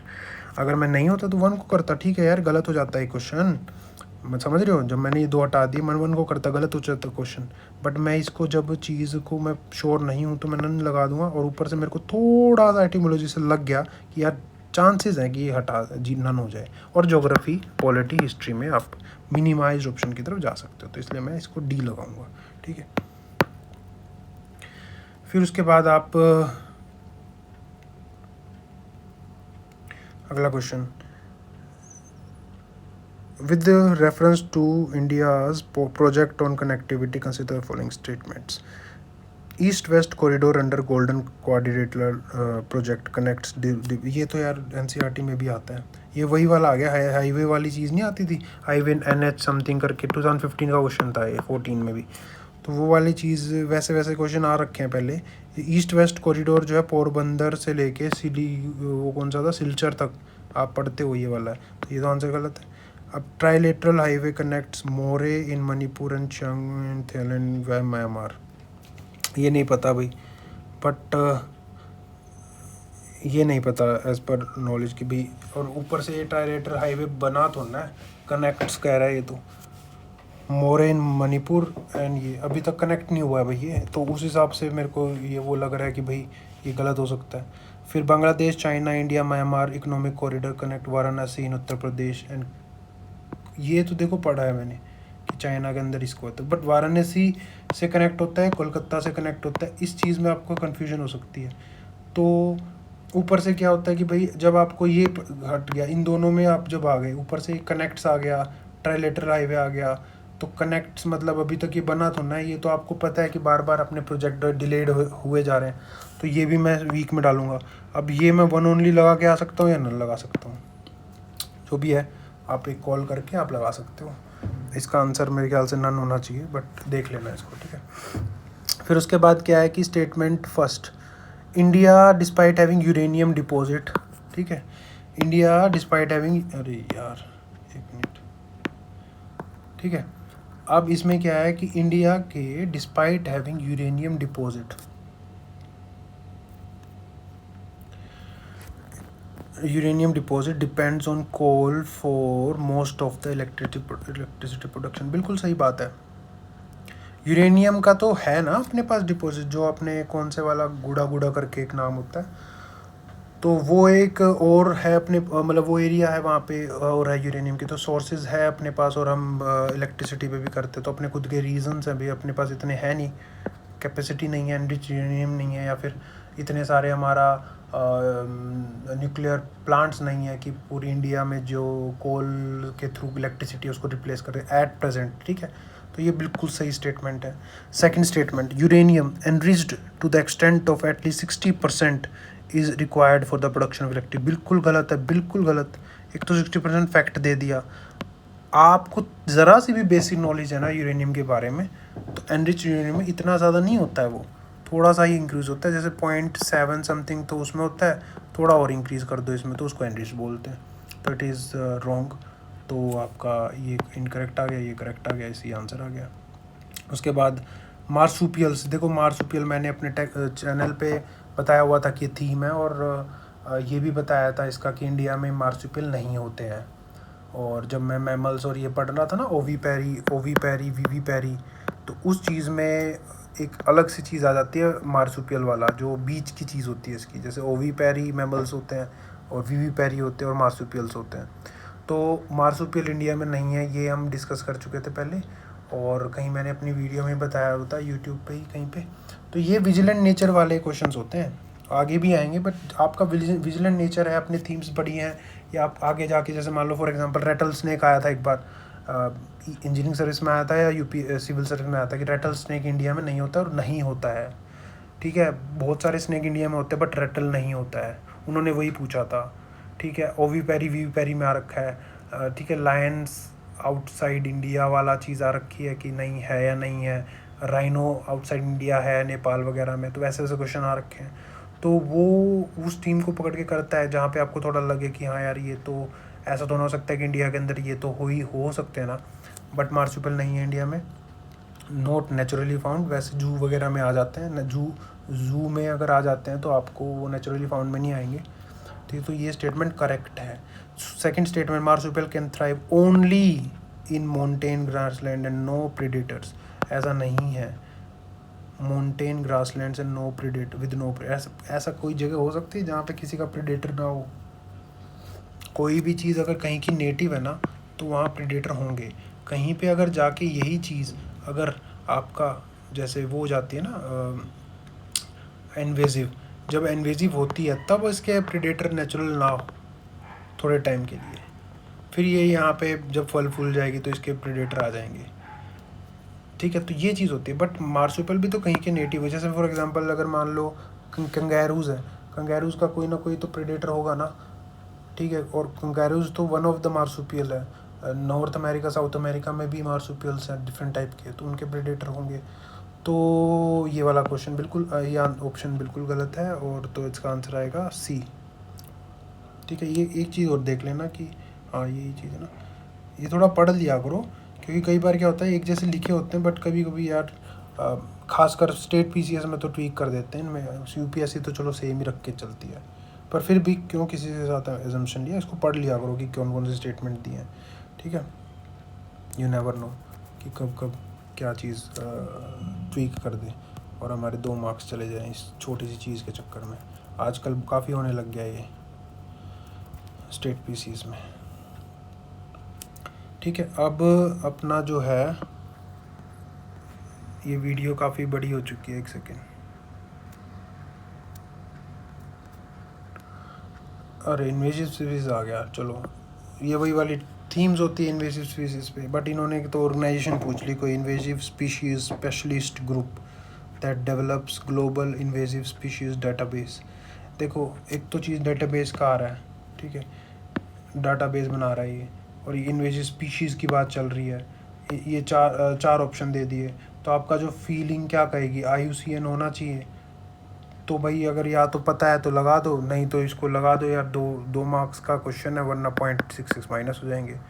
मेरे को मैं बता रहा हूँ ना, एक तो स्पीशीज़ है, डेटाबेस है, ये क्या करता है, IUCN क्या है, स्पीशीज़ का डेटाबेस रखता है, रेड लिस्ट बनाता है ये वो। तो रेड लिस्ट के साथ साथ ये करने के लिए कुछ करता होगा, तो यही आंसर आ जाएगा इसका। समझ रहे हो? थोड़ा सा क्या होता है, देखो जब आप कोई टेस्ट सीरीज़ करते हो ना, वहाँ पे तो डबल ट्वीक चलती है कि यार लोग ना ये सोचेंगे, बट होगा ये, और आंसर दे देता हूँ ये। यहाँ पे क्या है, UPSC में आप ये सोचो कि आप ना फर्स्ट टाइम दे रहे हो, और आप ना कॉलेज से जस्ट पास आउट हुए हो, और आपने कोई चीज़ पढ़ी है, आपको उसका वर्क पता है कि क्या करता है, उस हिसाब से कभी कभी सोच लो कि यार मैं अगर इस चीज़ को, देखो आप बहुत बार पढ़ चुके हो चीज़ों को, इसलिए आपको लगता है कि यार ये भी तो हो सकता है कि भाई world wide fund of nature करे, ये करे, वो करे, काफ़ी चीज़ें पढ़ चुके हो। लेकिन अब बेसिक लगाओगे ना, बिल्कुल एक परत की चीज़ें को लगाओगे, उसमें क्या है, IUCN जो है डेटाबेस करता है, इन्वेजिव स्पीशीज़ किसका करता है, स्पीशीज़ का करता है, स्पेशलिस्ट ग्रुप, कोई ग्रुप बनाया हुआ है जो इसका डेटाबेस बनाएगा, तो इससे रिलेटेड ज़्यादा है ना। अब बाकी चीज़ें क्या है, यूएनईपी का काम क्या है, एनवायरनमेंट से रिलेटेड है, ना कि स्पीशीज से related. United nation world commission for environment, ये भी एनवायरनमेंट से रिलेटेड है। वर्ल्ड वाइड फंड, ये है स्पीशीज से रिलेटेड। अब इनमें और इनमें टफ कॉल है, आप ए को चूज़ कर सकते हो क्योंकि डेटाबेस ये रखते हैं। टफ कॉल है, मतलब A और D में। मैं ये नहीं बोल रहा कि हमेशा ये ठीक होगा, WWF भी हो सकता है भाई इसका, बट इसका आंसर A है, वो डेटाबेस का आ गया, और आंसर इसका यही है। और मतलब ये क्वेश्चन पेपर जब सोल्व कर रहे हो इन रियल टाइम, तब क्या सोचने का बोल रहा हूँ, बाद में तो गूगल सर्च कर लेते हैं लोग। उसके बाद क्या है कि अपना लायन टेल, ये जो लायन टेल मकैक, ये आपको वर्ड बहुत बार आए हुए हैं, मालाबार सीवेट बहुत बार आया, सांबर डियर भी आपका 2016 में था या 17 में था, एक डियर का क्वेश्चन, या 18 में, ऐसा कुछ था, डियर का क्वेश्चन था, उसमें कुछ लिखा हुआ था, तो उसका आंसर शायद सांबर ही था या कौन सा था, अभी ध्यान नहीं आ रहा मेरे को। उसमें भी नॉक्चर्नल भी लिखा हुआ था शायद, ध्यान देख लेना अगर है या नहीं है। बट सांबर डियर नॉक्चर्नल है, UPSC के प्रीवियस में आ रखा है, या कहीं CDS VDS में आ रखा है, ये इसको ध्यान रखना, ठीक है। और डियर जो है वैसे भी आपकी थीम रहती है, कितने सारे मैमल में उनको डियर ही मिलता है बहुत, डियर पे काफ़ी क्वेश्चन आए हुए हैं पहले। तो अब इसमें क्या होता है कि आपको ये देखना है, नॉक्चर्नल का मतलब पता होना चाहिए कि भाई रात के टाइम पे चल करता हुआ या जो भी चीज़ है, ठीक है। नहीं समझ में आया नॉक्चर्नल रहा तो हिंदी देख ली इसकी, ये चीज़ बहुत ध्यान देखना। कभी कभी आपको वर्ड समझ में नहीं आएंगे तो आप ना उसकी हिंदी देख सकते हो, कोई आपको टैक्स नहीं लगाएगा उस चीज़ को करने का, क्योंकि आपको करना है। ये मेंस में भी बहुत लोग करते हैं, मैं भी करता हूँ मेंस में, कई बार ऐसा होता है। कुछ किया था 2017 के मेंस में कि कुछ आइस कैप का समथिंग का था, तो जब मैं उसको देख रहा था तो मुझे लगा यार ये क्या पता एटमॉस्फेयर की पार्ट कर रहा हो, कुछ ऐसा कुछ आता, क्रायोस्फेयर वाला था, हाँ क्रायोस्फेयर वाला। तो मुझे लगा क्या पता एटमॉस्फेयर में हो कोई स्फेयर तो देखो दोनों जगह हो सकते हैं, लिथोस्फेयर टाइप जो अर्थ पे हो गया, और अपना एटमॉस्फेयर या फिर मीजोस्फेयर, और ये सब एटमॉस्फेयर के पार्ट हो गए, तो क्या पता क्रायोस्फेयर एक लेयर हो, कोई ऐसी चीज़ बनाई हो, ऐसा कुछ क्वेश्चन था। मैंने उसका हिंदी देखा तो हिमखंड समथिंग लिखा था, तो सीधा आ गया ना पोलर आइस कैप का। तो ऐसे ऐसे कभी कभी आंसर मिल जाता है आपको। इसमें क्या लिखा हुआ है इसका हिंदी,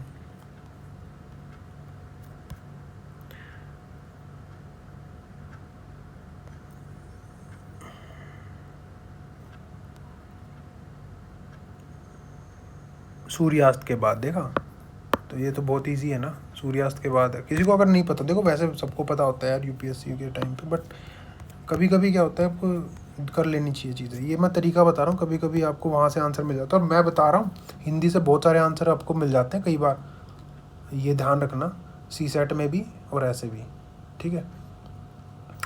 तो ये वाला क्वेश्चन में क्या है भाई, नॉकटर्नल कौन सा रात के बाद कौन सा करता है। अब देखो लायन टेल मकैक, मकैक क्या होते हैं, ये टाइप ऑफ बंदरों में ही आते हैं। मकैक जो है बंदर टाइप का ही होता है कुछ। तो एक सेकेंड, सिगरेट सांबर डियर का पहले पीवाईक्यू में कहीं आ चुका है और आपने पढ़ा हुआ कहीं ना कहीं कि ये नॉकटर्नल है। और मालाबार सीवेट भी, सीवेट्स जो होते हैं वो नॉकटर्नल में ही आएंगे अगर आपने थोड़ा बहुत सीवेट का पढ़ा हो। मैंने सीवेट इसलिए पढ़ा हुआ क्योंकि सीवेट या तो यूपीएससी में कहीं पे आ रखा है, या फिर जैसे साइट्स करके कुछ है, उसका कोई क्वेश्चन आया था सीवेट के साथ मैच करके, कुछ ऐसा था, ठीक है। और या फिर कुछ क्रिटिकली इंडेंजर्ड या इंडेंजर्ड में कहीं पे है ये। तो ये दोनों का नॉकटर्नल हो गया। और ये मकैक है ना, बंदर ज़्यादातर दिन में काम करते हैं क्योंकि पेड़ों पे और वो सब चीज़ का चलता है इनका, तो ये नहीं हो सकता। और ऊपर से क्या है कि ये वाले प्लेयर में इसकी मैक्सिमम प्रोबेबिलिटी, एक तो ट्वीक कर देते हैं यार ऐसी चीज़ों में, तो 2 पे आप आ सकते हो क्योंकि ये आपको नॉलेज से पता है, इस पे आपको डाउट थी फॉर एग्जांपल। बट ये, बल्कि आपको अगर कुछ ना पता हो ना, सबसे पहले आप सीवेट को ही करोगे। अगर आपको थोड़ा बहुत पता है कि सीवेट्स क्या होते हैं, एक बार पिक्चर भी एक बार देख ली ना सीवेट की, तो आपको ध्यान एकदम से चल जाएगा ये तो नॉकटर्नल सबसे पहले होगा। डियर तो यार मैंने सुना ना हो गया पता, तो ये आप सबसे पहले चूज़ करोगे, इसको सबसे पहले हटाओगे। डियर पे आप कंफ्यूजन होगे तो पीवाईक्यू आपको हेल्प कर देगा, या आपकी पहले की कोई नॉलेज होगी कि सांबा डियर जो है डियर्स में से नॉकटर्नल है या जो भी चीज़ है, तो उसके बाद आपका डी आंसर आ जाएगा। फिर उसके बाद क्या आपका विच ऑफ द फॉलोइंग ऑर्गेनिज्म। अब आता है आपका अगला question, which of the following organism perform waggle dance for others of their kin to indicate the direction and the distance of the source of the food। अब ये जो question है ना, इसमें बटरफ्लाइज, ठीक है, एक तो पहले ग्रुप में कौन रहता है इनमें से, किन, किन मतलब इसके जो मतलब डिस्टेंस अदर ऑफ देयर किन, तो किन वाले जो चीज़ है वो कोई ग्रुप बना होगा ना उसमें रहेंगे। बटरफ्लाई कितने ज़्यादा किन्स में रहते हैं, ज़्यादा किन्स में अकेले अकेले घूमते रहते हैं ज़्यादातर। ड्रैगन फ्लाइज रहते हैं भाई, ये रहते हैं, ठीक है, बट इतना ज़्यादा पास पास नहीं रहते। ये तो बिल्कुल हनी बीज तो रहती हैं, और उसके बाद वास्प भी रहता है। तो ये 3 में आपका क्लोज कॉल्स हो गया, ठीक है, क्लोज कॉल हो गया। दूसरा क्या है कि जब आप हनी बी के बारे में थोड़ा सा पढ़ लोगे, अब ये मत पूछना कि आप हनी बी के बारे में क्यों पढ़ोगे। देखो अब इसके बारे में तो अब मैं क्या बताऊँ आपको कि क्यों पढ़ना पड़ेगा हनी बी के बारे में। आज आ गया हनी बी, 10 साल तक ना आए, ठीक है।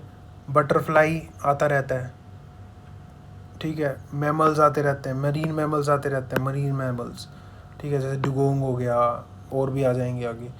तो आपको ये जस्ट सर्चेस करनी होती है। और बट ये जो है ना हनी बी के ऊपर तो बहुत, क्योंकि ये ख़त्म हो रही है और ये वो जो भी चीज़ें, तो बहुत यूट्यूब पे वीडियोस वगैरह बहुत है। दूसरा क्या है कि मैं जब ये वाला जो पर्टिकुलर है ना, ये वेगल डांस का, ये बड़ी बड़ी हेडिंग में ना द हिंदू में था, ठीक है, द हिंदू में था। या तो ये था मेन वाले पेपर के अंदर, या जो अलग से आता है ना, जो मंडे ट्यूसडे जैसे भी आता है उसमें था। तो उसमें ये रिसर्च कुछ बता रखी थी कि ये वेगल डांस या डांस करके ना एक दूसरे को ऐसे बताते हैं डिस्टेंस वगैरह, तो वहीं से इन्होंने कॉपी कर लिया है। तो चीज़ें क्या होती है जो कुछ कुछ इंटरेस्टिंग होती है ना, ऐसा चीज़ ना फर्स्ट टाइम नहीं हो रही है।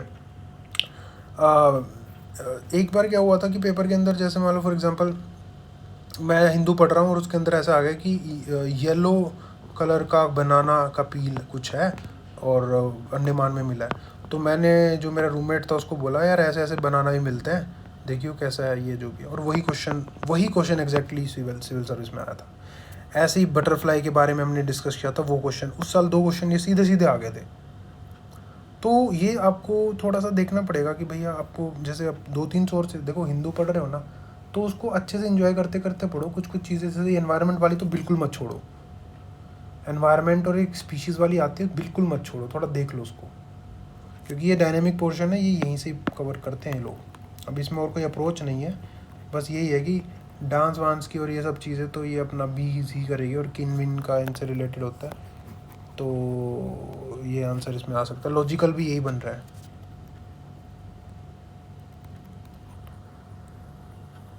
क्योंकि इनका कम्युनिकेशन ये जो उसमें कुछ मतलब रिसर्च थी, जो भी चीज़ था कि कम्युनिकेशन इनका इस वे का होता है। फिर उसके बाद ये क्वेश्चन आ गया अपना, काफ़ी रात हो गई यार, इसको ना इसी पेज तक करेंगे, फिर अगली में देखते हैं। Some mushrooms have medicinal properties, correct पूछा, हाउ मैनी वाला यही वाली चीज़ है। सम आ गया, some mushrooms have medicinal properties, भाई सम आ गया, है हो सकती है। मशरूम हैव साइकोएक्टिव प्रॉपर्टीज़, ये भी हो सकती है। मशरूम हैज़ इंसेक्टिसाइडल प्रॉपर्टीज़, ये भी हो सकती है। मशरूम हैज़ बायोलम, ये तो हमने देखा ही हुआ है। तो ये मशरूम पे आ गया क्वेश्चन, और इसमें सम बोला हुआ, और मशरूम में तो इतनी ज़्यादा वेराइटीज़ है ना। फंगस जो है ना, फंगस का सबसे ज़्यादा वेराइटीज़ होती हैं चीज़ों में। मतलब अगर आप फंगस को पढ़ोगे ना, तो इट इज़ ऑल टुगेदर मतलब डिफरेंट वर्ल्ड। जितने जैसे प्लांट्स वगैरह में आप देखते हो ना कितनी वैरायटी, एनिमल्स में वैरायटी है, तो फंगस का अलग ही एक ब्रांच है, उसका कुछ नाम है अभी ध्यान नहीं, ठीक है। तो उसमें उसका एक पार्ट है मशरूम, और मशरूम की भी स्टडीज़ होती है बहुत, और उसमें भी डिफरेंट है। कुछ जहरीली होती है, कुछ दवाइयों बनाने के लिए यूज़ होती है, लुमिसेंस होता है किसी में कुछ, किसी में कुछ। तो ये तो बहुत इजी क्वेश्चन है, डी आएगा इसमें, और मैक्सिमाइज्ड है, ये मैक्सिमाइज्ड ऑप्शन है डी। कन्फ्यूजन हो तो सम एक्सट्रीम नहीं है, एनवायरनमेंट का क्वेश्चन है, ऑल की तरफ आ सकते हो आप, कोई ब्लंडर नहीं कर रहे हो, और ठीक है, लॉजिक के साथ भी जा रहा है। फिर उसके बाद आपका आता है 17th question, consider the following statement regarding Indian squirrel. अब ये क्वेश्चन आया था, they build nest by making burrows in the ground, ठीक है। फिर उसके बाद they store their food material like nuts and seed in the ground, they are omnivorous. अब क्या इंडियन स्क्वायरल्स हैं, एक स्क्वायरल की बात नहीं कर रहा है, स्क्वायरल्स हैं। तो डिफरेंट स्क्वायरल, कुछ बड़ी होती है, कुछ छोटी होती हैं, कुछ आपके राजेंद्र नगर में घूम रही होंगी, कुछ अंडमान निकोबार में, कोई उड़ती है, कोई नहीं उड़ती, ठीक है। तो अब इसमें क्या है कि भाई इसमें से चूज़ कर पाना थोड़ा सा डिफ़िकल्ट टास्क हो सकता है, बिकॉज मैं बताऊंगा क्यों। एक तो चीज़ ये है कि दे बिल्ड नेस्ट बाय मेकिंग बरो इन द ग्राउंड। अब क्या होते हैं कि आपको ना एक, अब 1000 स्क्वायर है फॉर एग्जांपल, उनमें से अगर एक करता हो तो अलग बात हो जाती है। एक जनरल प्रॉपर्टी आपको होनी चाहिए कि भाई जनरली आपका ये फॉलो कर रहा हो। तो अगर मैं इस क्वेश्चन को चूज़ करूँगा, तो for example they build nest by making burrows in the ground, क्या ये सारी की सारी, देखो ऑल तो दे नहीं रखा वैसे, बट इंडियन स्क्वायरल के बारे में स्टेटमेंट्स हैं। तो जब मैं ये स्टेटमेंट को ठीक कर रहा हूँ, इसका मतलब सारी की सारी मेकिंग करनी, मतलब मैक्सिमम करनी चाहिए ये। They build nests by making burrows in the ground, तो उनके नेस्ट यहाँ होते हैं, पेड़ पे होते हैं। तो ये मैं इसको गलत करने की ट्राई करूँगा, वीक लगाऊंगा मैं, बिकॉज मेरे को या तो होता कि कोई स्क्वायरल का नाम होता और बोलता कि ये जो है ना ये ऐसा करता है, तो बात अलग थी। इंडियन स्क्वायरल्स हैं, इन जनरल प्रॉपर्टी ये नहीं है। दे store their food material like nuts and seed in the ground. अब ये जो चीज़ है भाई, आप नेस्ट पे हो, कहीं पे हो, वहाँ पे और भी गिलहरियाँ होंगी, यहाँ पे होंगी, यहाँ पे होंगी, तो आप स्टोर करके कहीं पे आ सकते हो ताकि बाद में खा सको। इतना तो ये कोई भी, सिर्फ गिलहरी क्या, बहुत सारे स्पीशीज़ करते होंगे। तो ये वाले एक तो होता है रहना, बिल्ड नेस्ट, क्या ये नेस्ट बनाते हैं, क्या बनाते हैं और ग्राउंड में बनाते हैं। एक होता है कि फूड को स्टोर कर देना, तो एक जनरल सी चीज़ में आ जाता है। और अब जब डिस्कवरी देखते हो तो ये वाले काम ही करते हैं, और ओमनीवोरस है ये आपको बाय नॉलेज पता होना चाहिए। दो ये वाला जो चीज़ है ना, ये काफ़ी लोगों के लिए ऐसा हो सकता है कि ये हर्बीवोरस हो, but some of the species ये हैं ओमनीवोरस होती हैं, और ये इंसेक्ट्स वगैरह वो भी खाते हैं, अगर थोड़ा गिलहरी के बारे में आपने पढ़ा हो तो, या फिर वो देखा हो। इसलिए मैं बोलता हूँ, मैंने शायद पिछले साल या उससे पिछले साल एक वॉइस नोट के थ्रू या कुछ बताया था मैंने कि विजिलेंट नेचर में ना आपको ये जो स्पीशीज़ आ रही थी 2022 में भी स्पीशीज़ आई थी ना, हाँ। उसके बाद मैंने बोला था कि जब स्पीशीज़ आ रही है ना, तो ये वाली जैसे वहाँ पे आया था ओयस्टर वगैरह, ये वो, मैं जैसे बहुत सारे लोग करते हैं, जैसे डिस्कवरी चैनल देखना और ये वो देखना, वो बहुत हेल्प कर जाता है। जैसे जो अपना यूट्यूब पे प्लेनेट अर्थ या कुछ चीज़ ऐसी ऐसी आ रही होती है जो बहुत अच्छी कुछ स्पीशीज़ का ना इंपॉर्टेंट चीज़ें दिखा देती है कि यार कितना कुछ कर रहे हैं वो स्पीशीज़। कुछ अलग चीज़ जैसे वेल्स होती हैं या जो भी चीज़ है, तो आप देखते रहो ना बीच बीच में, तो वो चेक करता है कभी कभी यूपीएससी। और यहाँ पे भी इन्होंने इसी चीज़ को चेक किया है कि गिलहरी जब आप देखते हो तो क्या प्रॉपर्टीज़ उसकी हैं। तो थोड़ा सा टफ क्वेश्चन है उस वे में, बट अगर आप थोड़ा सा विजिलेंट हो गए तो इसका आंसर ला सकते हो। मेरे ख्याल से इसका आंसर 2 ओनली होना चाहिए, वही वाली चीज़ है। और क्या पता यूपीएससी इसको ऑल 3 कर दे, इन दोनों में से होना चाहिए। अब यूपीएससी की आएगी तो बताएगा, बट मेरे को ऐसा बी लग रहा है, इसका आंसर बी होना चाहिए। ठीक है,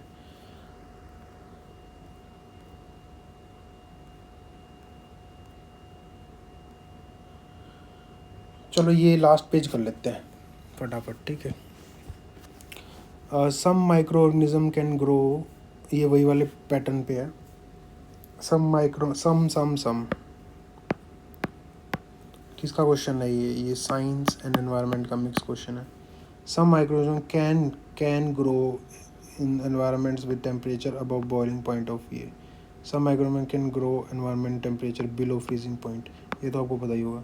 some microorganism can grow highly acidic environment below pH, ये भी हो सकता है। बिलो 3 दे रखा है, below 3 is not that below, मतलब 1 पे भी हो या जो भी। तो ये तो 2 करोगे आप, तो ये वाला तो आ सकता है, बट ये भी आ सकता है जब आप ये देखोगे कि बॉइलिंग पॉइंट के पास। तो वैसे देखो साइंस है ना, तो आपको इन दोनों में कन्फ्यूजन, तो मैक्सिमाइज की तरफ चूज़ करोगे आप ये। क्यों? क्योंकि आपके पास 100% रीज़न होना चाहिए ये गलत होने का। क्या आप दावे से कह सकते हो कि कोई भी माइक्रोऑर्गेनिज्म ऐसा नहीं है जो बॉइलिंग पॉइंट से ऊपर हो? भाई ऐसा भी तो हो सकता है कि भाई जैसे मान लो फॉर एग्जांपल बॉइलिंग पॉइंट जो है ना वो क्या है, 100 डिग्री सेल्सियस है। अगर आप प्रेशर बढ़ाते हो तो बॉइलिंग पॉइंट बढ़ जाता है। वाटर बॉईल नहीं होता, बट बॉइलिंग पॉइंट बढ़ जाता है। बात समझो इस चीज़ को, ठीक है? तो टेम्परेचर भी बढ़ जाता है इस चीज़ में। अब क्या होता है कि जब आपने कभी कभी ना कभी तो पढ़ा होगा चीज़ कि भाई जो आपके जो वेंट्स होते हैं, वोल्केनिक वेंट्स, वहाँ पे भी एक माइक्रोऑर्गेनिज्म जो बैक्टीरिया रहते हैं। ठीक है, जो आपका जैसे जो फ्रैक्चर्स होते हैं सी बेड के अंदर, उसके साइड में भी बैक्टीरियाज मिलते हैं। तो वो भी एक हाई प्रेशर या हाई टेम्परेचर वाले होते हैं। तो वो बॉइलिंग पॉइंट से ऊपर वाटर के ऊपर वाला सर, मतलब पॉसिबिलिटी है। सम बोला हुआ है ना, ऑल तो नहीं बोला, तो आंसर आप सी लगाओगे इसका। Which on the following makes a tool with a stick to scrap insect tree लोगों। फिशिंग कैट कहाँ से होगा, ओटर, स्लोथ बियर। देखो इन दोनों में से हो सकता था, बट क्योंकि ये स्टिक टूल बनाने की बात करें, ओरेंगुटैन is the most advanced app में से आता है ये, जो कि मतलब करता रहता है। मतलब अगर आप ओरेंगुटैन के बारे में पढ़ोगे ना, जो साउथ ईस्ट एशिया में मिलते हैं जो भी चीज़ें, तो वो स्टिक के थ्रू ये टूल्स बना के कुछ ना कुछ करते रहते हैं। तो वही विजिलेंट वाला ही क्वेश्चन है ये। तो इट इज़ ईजियर क्वेश्चन, मतलब अगर थोड़ा बहुत पता है ओरेंगुटैन के बारे में कि क्या है ये। हिंदी क्या दे रखी है इसकी वजह से,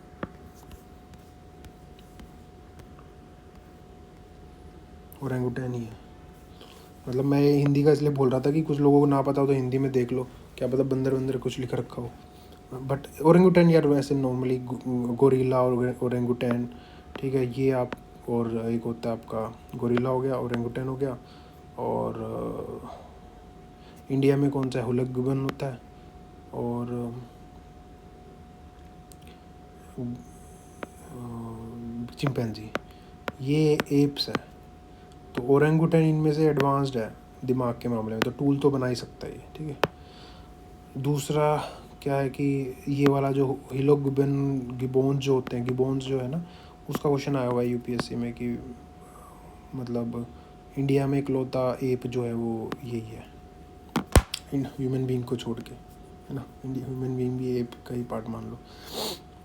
फिर उसके बाद aerosol, foam agent, fire retardant and lubricant, ये है एच एफ सीज, ठीक है। Making how many above, aerosol बनाता है, बिल्कुल बनाता है। फोम एजेंट बिल्कुल बनाता है। फायर रिटार्डेंट्स उसके बाद ये लुब्रिकेंट्स, ठीक है। तो इनमें आपको कन्फ्यूजन हो सकती है। ये साइंस का क्वेश्चन है, तो आप मैक्सिमाइज की तरफ जा सकते हो, ठीक है। बट बिकॉज आपकी नॉलेज होनी चाहिए उस चीज़ पे कि अगर आप इसको इस पे रोकते हो तो, ठीक है, ये तो है, ये 1 तो ये 2 तो है, इसका तो काम है ही। ठीक है, तो अब ये 3 और 4 में देखो क्या हो सकता है। ये बोल रहा है हाइड्रोफ्लोरोकार्बन्स।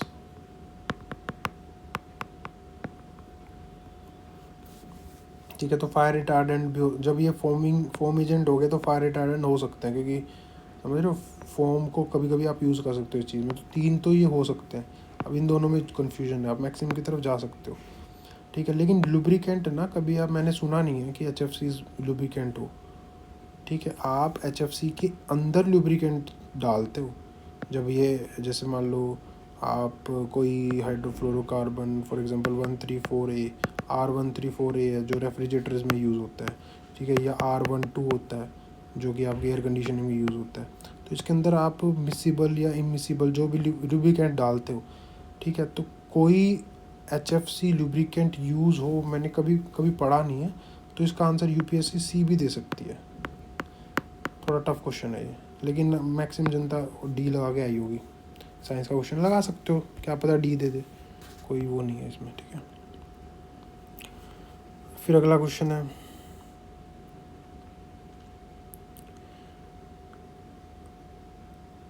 ये क्या है। In the post pandemic recent past many central bank worldwide had carried out interest rate hikes.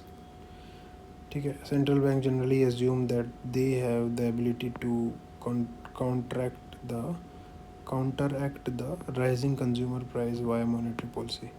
देखो, central bank in world wide had carried out interest rate hikes. Interest rate hike किया, क्या होता है इससे, जब interest rate hike करते हो inflation को कम करना चाह रहे होते हो। ठीक है, और ये मॉनेटरी पॉलिसी का पार्ट है, बिल्कुल है। Central bank generally assume that they have ability to counteract the rising consumer prices, मतलब इन्फ्लेशन बढ़ रहा है बाय मॉनेटरी पॉलिसी। ठीक है, तो दोनों साथ भी जा रही है और करेक्ट एक्सप्लेनेशन भी है, तो ये आएगा इसका आंसर। ठीक है, interest income from the deposit in infrastructure investment trust distributed to their investor is exempted from tax but dividend is taxable, recognized as borrowers under this। जब ये वाले क्वेश्चन कर रहे हो ना आप, ज़्यादातर में क्या होता है, एक सही और एक गलत को चूज़ करने की कोशिश करो। अगर आपको दोनों साथ साथ लग रहे जैसे इसमें है, तब तो आप करोगे ए को ज़्यादातर, क्योंकि बी बहुत कम आता है कि भाई ऐसा आ जाए कि करेक्ट ना हो। जब साफ साफ दिख जाए ना करेक्ट नहीं है, तभी आप बी को करो। दोनों सही है तो ए ही आंसर लगा के आओ ज़्यादातर, क्योंकि कुछ ना कुछ वे में एक्सप्लेन कर रही होती चीज़ें। ठीक है, एक तो ये होता है इसमें अप्रोच। दूसरा क्या है, ट्राई करो एक को गलत करने की। ज़्यादातर गलत हो जाता है तो इन दोनों में से सीधा आंसर आ जाएगा। तो अब ये जो चीज़ है ना कि मेरे को नहीं पता कि भाई एट प्रेजेंट की interest income from the deposit in infrastructure investment distributed to their investor is exempted from tax but dividend is taxable. Interest income तो टैक्स से कर दिया, डिविडेंड क्या पता ये दोनों ही टैक्स कर रहे हो। थोड़ा सा मतलब समझ रहे हो, ये क्या पता दोनों टैक्स कर रहे हो या दोनों ही टैक्स नहीं कर रहे हो, डिविडेंड भी कर रहा हो ये भी कर रहा हो, ठीक हो सकता है। रिकॉग्नाइज्ड एज बोरोवर ये वो, ये बिल्कुल एग्जैक्ट चीज़ हो गई है। दोनों, और इन ऑप्शंस में दोनों गलत नहीं हो सकते, एक तो ठीक होगा। तो ये ज़्यादा चांस है ठीक होने के, ये कम चांस है। तो अगर मुझे ऑप्शन करना है, या तो मैं ए कर दूंगा, ठीक है, या फिर मैं कर दूंगा सी डी। समझ रहे हो, या तो मैं ए करूँगा या डी करूँगा, लेकिन ए इसको एक्सप्लेन कर रहा है क्योंकि ये इसके अंदर है तो ये इंटरेस्ट फी कर रहा है। ये रीज़न होना चाहिए ना कि करेक्ट एक्सप्लेनेशन। अंडर द तो नहीं, ए नहीं आएगा फिर इसमें। अगर आएगा तो बी आएगा, बिकॉज ये इसको एक्सप्लेन नहीं कर रहा। अगर ये दोनों ठीक भी हैं तो या तो मैं बी लगाऊंगा या डी लगाऊंगा। 50% प्रोबेबिलिटी में आऊँगा। तो अगर मेरे को थोड़ा सा अलग बनना है चीज़ों में तो मैं डी लगा के आऊँगा, बिकॉज एक तो मैंने हटा रहा हूँ ना। देखो, हटा के अब कोई चीज़ लगा रहे हो ना तो चांसेस बढ़ जाते हैं उस चीज़ को ठीक होने के। उसको यूपीएससी में ना कि पीसीएस में थोड़ा दिमाग अलग चलता है, बट यूपीएससी में क्या है कि अगर आप हटा रहे हो ना तो आपको नॉलेज है, अगर आप टिक कर रहे हो ना तो वो कम नॉलेज चेक हो रही है आपकी, ये ध्यान रखना। हटाने वाले की ज़्यादा नॉलेज चेक हो रही होती है, तो वहाँ पे जब ये क्वेश्चन बनाते हैं ना, कोई हटा पाया तो उसको ये देते हैं मार्क्स, तो वो ध्यान रखना। तो अगर आपके पास ऑप्शन मिले ना कि आप इंक्लूड करके आओ, तो इन चीज़ों में एक्सक्लूड करने की ट्राई कर लो, कि कुछ ना कुछ तो है ना कि भाई ये कि बट करके कर दिया, ठीक है। एक आपका ऑप्शन ये था कि बी और डी में से लगाना है, तो आप क्या लगा दो कि डी लगा दो या बी लगा दो, आपकी मर्ज़ी है। इसका आंसर शायद डी हो सकता है, इसको चेक करना पड़ेगा।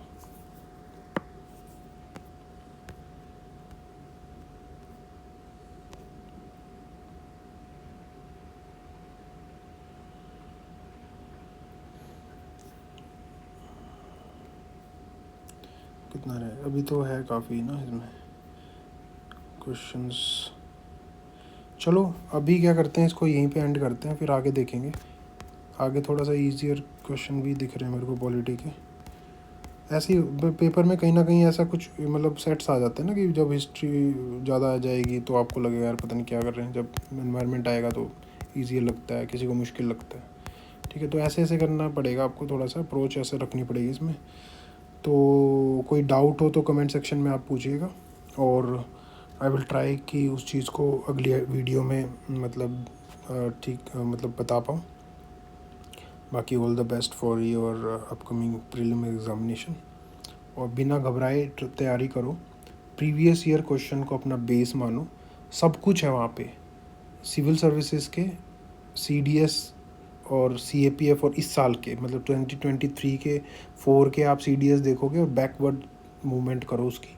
सारा देखने की ज़रूरत नहीं है। CDS का कुछ ही पोर्शन रेलेवेंट होता है, NDA का कुछ ही पोर्शन रेलेवेंट होता है, CAPF का ज़्यादा पोर्शन रेलेवेंट होता है, बट कुछ मतलब वो साइंस वगैरह को छोड़ के, साइंस में वो फैक्चुअल देते हैं। तो रेलेवेंट पोर्शन जो स्टैटिक पोर्शन है वहाँ से देख सकते हो, और करंट अफेयर के क्वेश्चन वहाँ से देख सकते हो। क्या मूवमेंट चल रही है क्वेश्चन के बनने की, वो देख सकते हो। तो आप करना क्या है कि प्रीवियस ईयर क्वेश्चन देखने हैं UPSC के, वो अभी तक देख रखे होंगे, उसको तो ऐसा कर देना है, बिल्कुल टिप्स होने चाहिए कि भाई आपको कब क्या आया, और उसके थीम बेस्ड आपको पढ़ना है, because they are source and they are directions. दोनों चीज़ें आपको प्रीवियस ईयर से करनी है, वेरी इंपॉर्टेंट। और दूसरा क्या है कि जब इस बार 2024 में अगर UPSC एग्जामिनर्स का, because they make question banks from for different examinations, दो मतलब जो आपका जो philosophy of question papers setting होती है वो डिफरेंट एग्जाम की डिफरेंट होती है। CDS में फैक्चुअल होगा, because they called it as मतलब GK जनरल नॉलेज, तो जनरल नॉलेज में थोड़ा फैक्चुअल ज़्यादा आ जाता है। जब GS होता है, GS के अंदर आपका कंसेप्चुअल ज़्यादा होता है, तो वो वाला फिलोसफी चेंज हो जाती है, बट मोर और लेस चीज़ें वही रहती हैं। तो आपको थीम मिल जाएगी वहाँ से कि क्या क्या थीम पकड़ रहा है एग्जामिनर, ठीक है। वो थीम को कैच करो और उसको थोड़ा सा दाएं बाएं देख लो, समझ रहे हो। कि जैसे मान लो यहाँ पे मतलब CDS में अपने कुछ देखा, जैसे इकोनॉमी की कोई थीम देखी या कोई पॉलिसी आ गई, तो एग्जैक्ट क्वेश्चन ना उठे तो उसके आसपास की चीज़ आ जाएगी। तो वो चीज़ कर लो बीच दिन में, अब क्योंकि जितना टाइम रह गया थोड़ा थोड़ा हाफ एन आवर दे दो इस चीज़ को, थोड़ा थोड़ा दूसरे एग्जाम का, क्योंकि एक साथ नहीं हो पाएगा आपसे। एकदम करोगे ना CDS पकड़ के मैं कर लेता हूँ इस चीज़ को, नहीं, थोड़ा देखो क्या जो भी आप टॉपिक कर रहे हो उसके क्वेश्चन देख लो, क्योंकि एक साथ ज़्यादातर क्वेश्चन था। हिस्ट्री पढ़ो, हिस्ट्री को देख लो, ठीक है। पहले अपना सिविल सर्विस का देखो, फिर मूव ऑन करो, और उसमें से भी करना है तो पहले CAPF देखो, देन CDS देखो, और NDA के सिर्फ करंट देख लो, क्योंकि वो 12th के बच्चों के लिए है ज़्यादातर। और टाइम बचे तो बाकी देख लो उसमें। और जैसे ये अपना CMS वगैरह में जो ये अपना जो जोलॉजिकल के जो पेपर आते हैं उसमें करंट अफेयर वाले क्वेश्चंस देखो कि क्या क्या आ रहे हैं उसमें, क्योंकि सिंगल लाइनर क्वेश्चन होते हैं वहाँ पे तो ज़्यादातर।